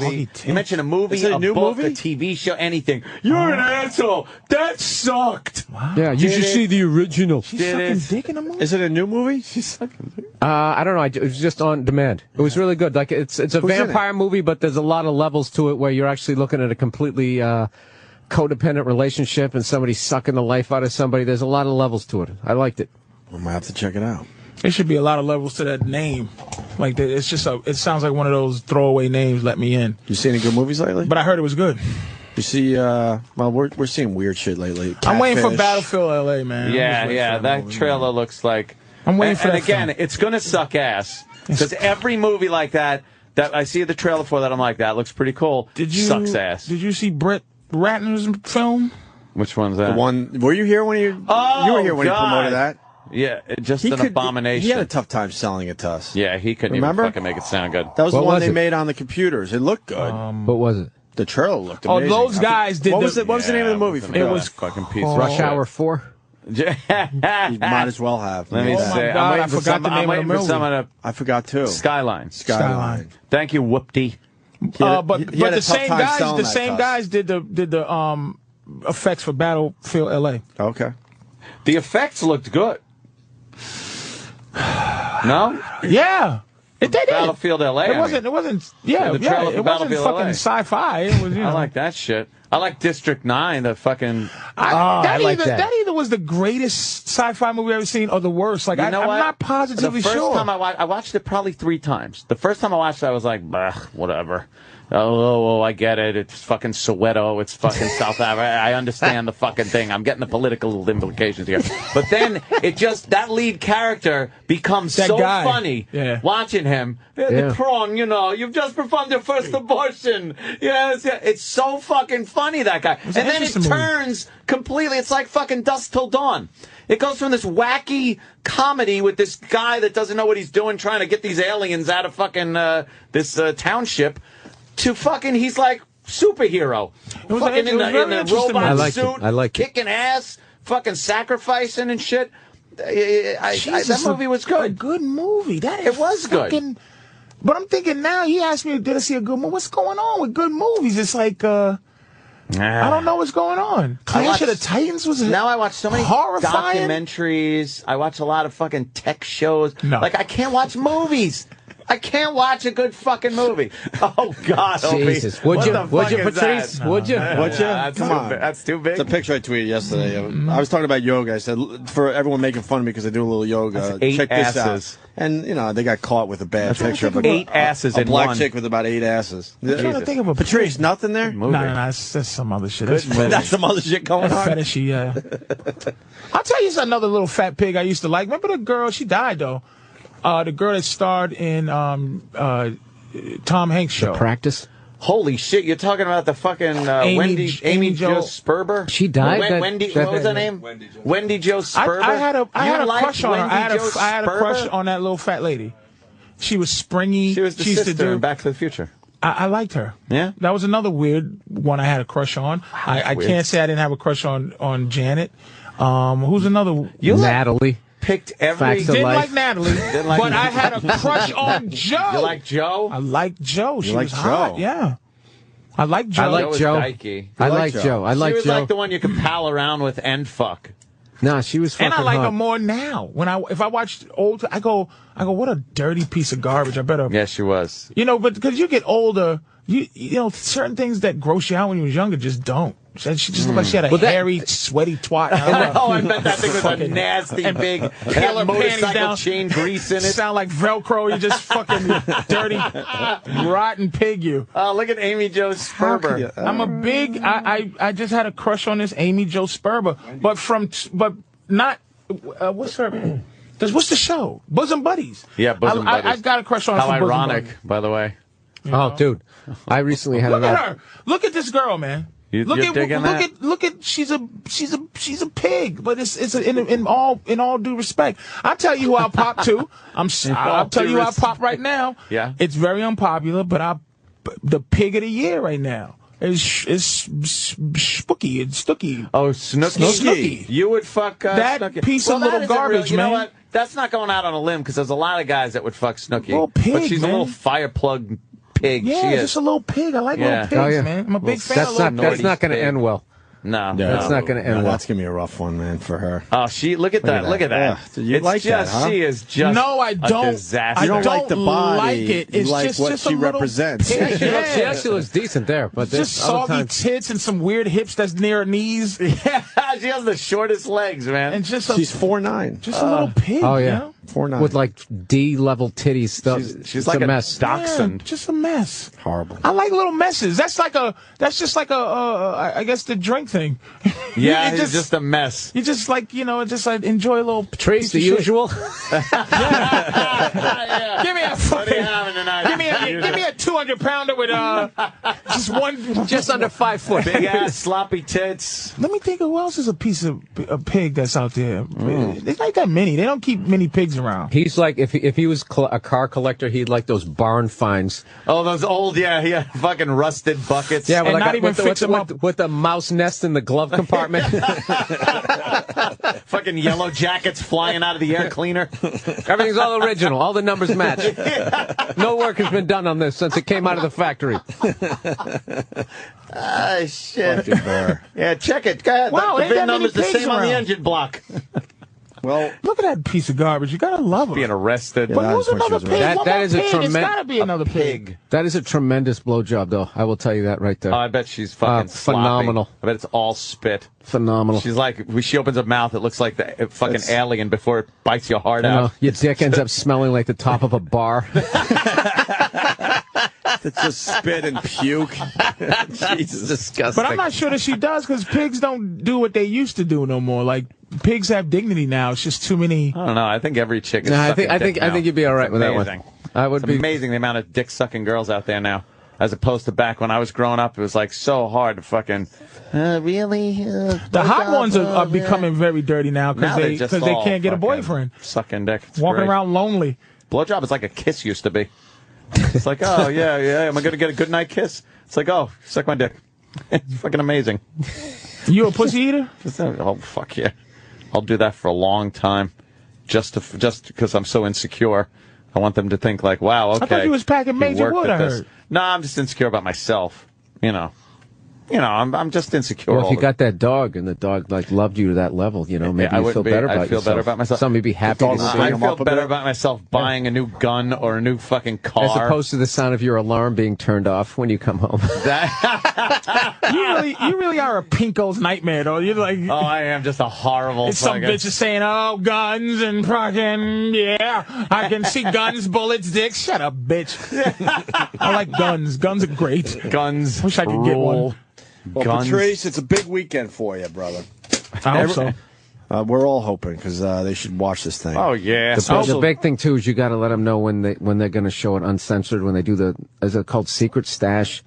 The 2 in the morning when they actually. Oh right, when they show it completely uncensored. Well, we want everyone to watch the original. Yeah, just watch it. 10 o'clock tomorrow night on Comedy Central. Patrice's 1-hour comedy special. This is a really. I just want to fucking upgrade good to one, having to have somewhere to go when I come here. Yeah, there you go. When I come in about 8 and somebody goes, he has to leave. I just want to do that. You want to be that guy? By the way, I have a picture somebody now. drags me out of here. I have a William H. Macy picture now that is just like the fucking what's his name Led Zeppelin right picture there. that you took. Oh, with the big head. Big head. Look at there's one for Patrice right there. That girl, legs too short to wear boots, but she's wearing them anyways. Jesus. Tweet that shit. Look at the size of William H. Macy's head. Let me see. He has a fucking enormous cranium. That isn't. That's that Forced shit. Well, you stand a little in front. I got a picture like that with Robert Plant. That's how they made massive melon. Yeah, that's how they made Gandalf look bigger than the Hobbits. No. Let me see that again. No, Robert Plant has a huge fucking massive head. fucking head. Yeah. Can I say and his that's head's why big. that's might not be perspective? His shoulder is Loves behind how- yours. I know his shoulder is I behind don't think mine. this is not perspective. He's in back of. It's like an Escher drawing. He's in back of Ant. Bill Burr, where are you going to be, brother? I'm at the Count Basie Theater in Red Bank, New Jersey. And I see you're starting to tweet, which is good. Bill Burr on Twitter, Big Mama Prod's on Twitter. And I think that's it for now. I just kind of hype my shows, and people are like, you don't seem to understand Do some stuff the with concept of Twitter. It's like, I get it. Yeah, I'm supposed to dance for you all fucking day for free. I got to take the blame. I think I started that whole thing. What's that? With Joe DeRosa. What's that? Bitching at comics for just plugging and not like putting shit. Because DeRosa, I followed him. I think I still do. And it was only plugs. Only plugs. Now, I understand the concept. You guys want people to come down and see the fucking plug. Good way to market. I'm not asking for a tap dance every fucking 3 Hey, I minutes. just saw a lady with an umbrella. I don't see a cloud in the sky. Tweet. Fucking stupid. I had a feeling you didn't like the Twitter. It's just the dumbest thing ever.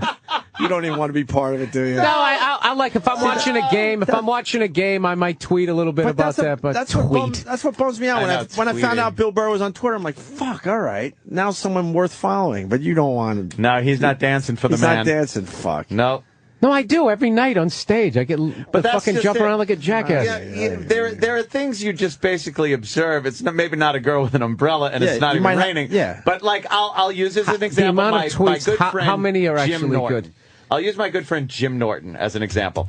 Jim can be on his way to the airport. He gets to the airport. He might take a picture of a girl with a weird fucking double ass crack and have a witty Jim Norton-esque comment about it, and it's funny. And then I don't mind seeing the Jim Norton will be at blah blah blah. Jim's a great Twitterer. Yeah, Jim is very good. He's very good. He knows when to do it. You don't, not a lot. You don't read any of his going like, oh god. That's not funny. I tweet a whole lot, then I don't tweet ever. I tweet a whole lot. You're very sporadic.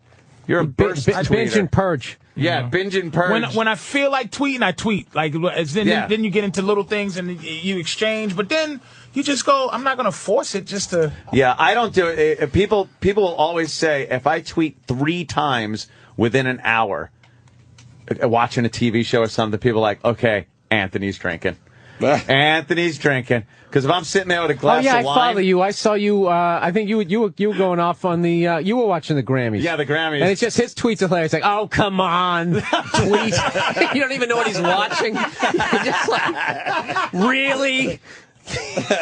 You got to go back like 18 of them to realize, like, what the fuck? It's actually kind of brilliant because you got to be like, what is annoying him now? Yeah, you had to have kept track. You argue a lot on your fucking. It's all hostility. It's all I do. You pick one motherfucker that annoys you. Once again, if you just had a fucking dog, I could tweet pictures of his little sweet face. No. You'd still have your. It would take a little bit of the edge off. Yeah, you're playing the same note here. We got it. You're angry and you have guns. Come on. Yeah, but you have to be a little more well-rounded. I don't know if a dog will do that. I don't know if a dog's going to do that. A dog in Anthony's future. A dog might fucking fuck me up because I like just going places.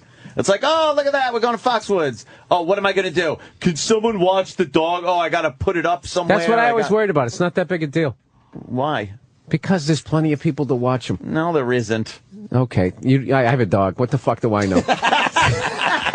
Exactly. No, there isn't. The sky's falling. Fuck you. Fucking Bill is the best. Goddamn. All right, let's start. By the way, you fucking antisocial fucking tour there. You fucking destroyed. Oh, thank you. I saw I guess the first one you guys did. Yeah, that was really fun. And holy shit. But I got to tell you, funny. Jim Brewer's bit about I'm not going to say what it's about, but his bit about him and his dad in the car. Oh, yeah. Slumped over. I was laughing so fuck. Dude, that guy is a beast. Yeah. and Norton's bit about the hoarders.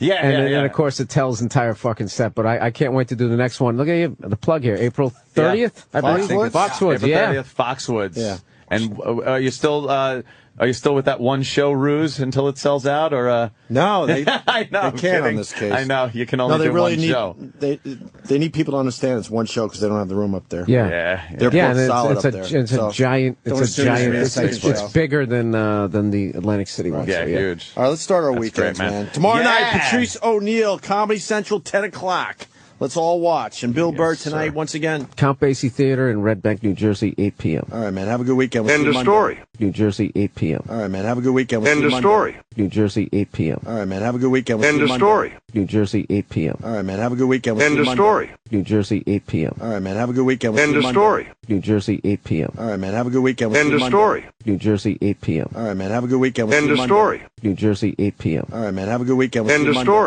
New Jersey, 8 p.m. All right, man. Have a good weekend. End of story. New Jersey, 8 p.m. All right, man. Have a good weekend. End of story. New Jersey, 8 p.m. All right, man. Have a good weekend. End of story. New Jersey, 8 p.m. All right, man. Have a good weekend. End of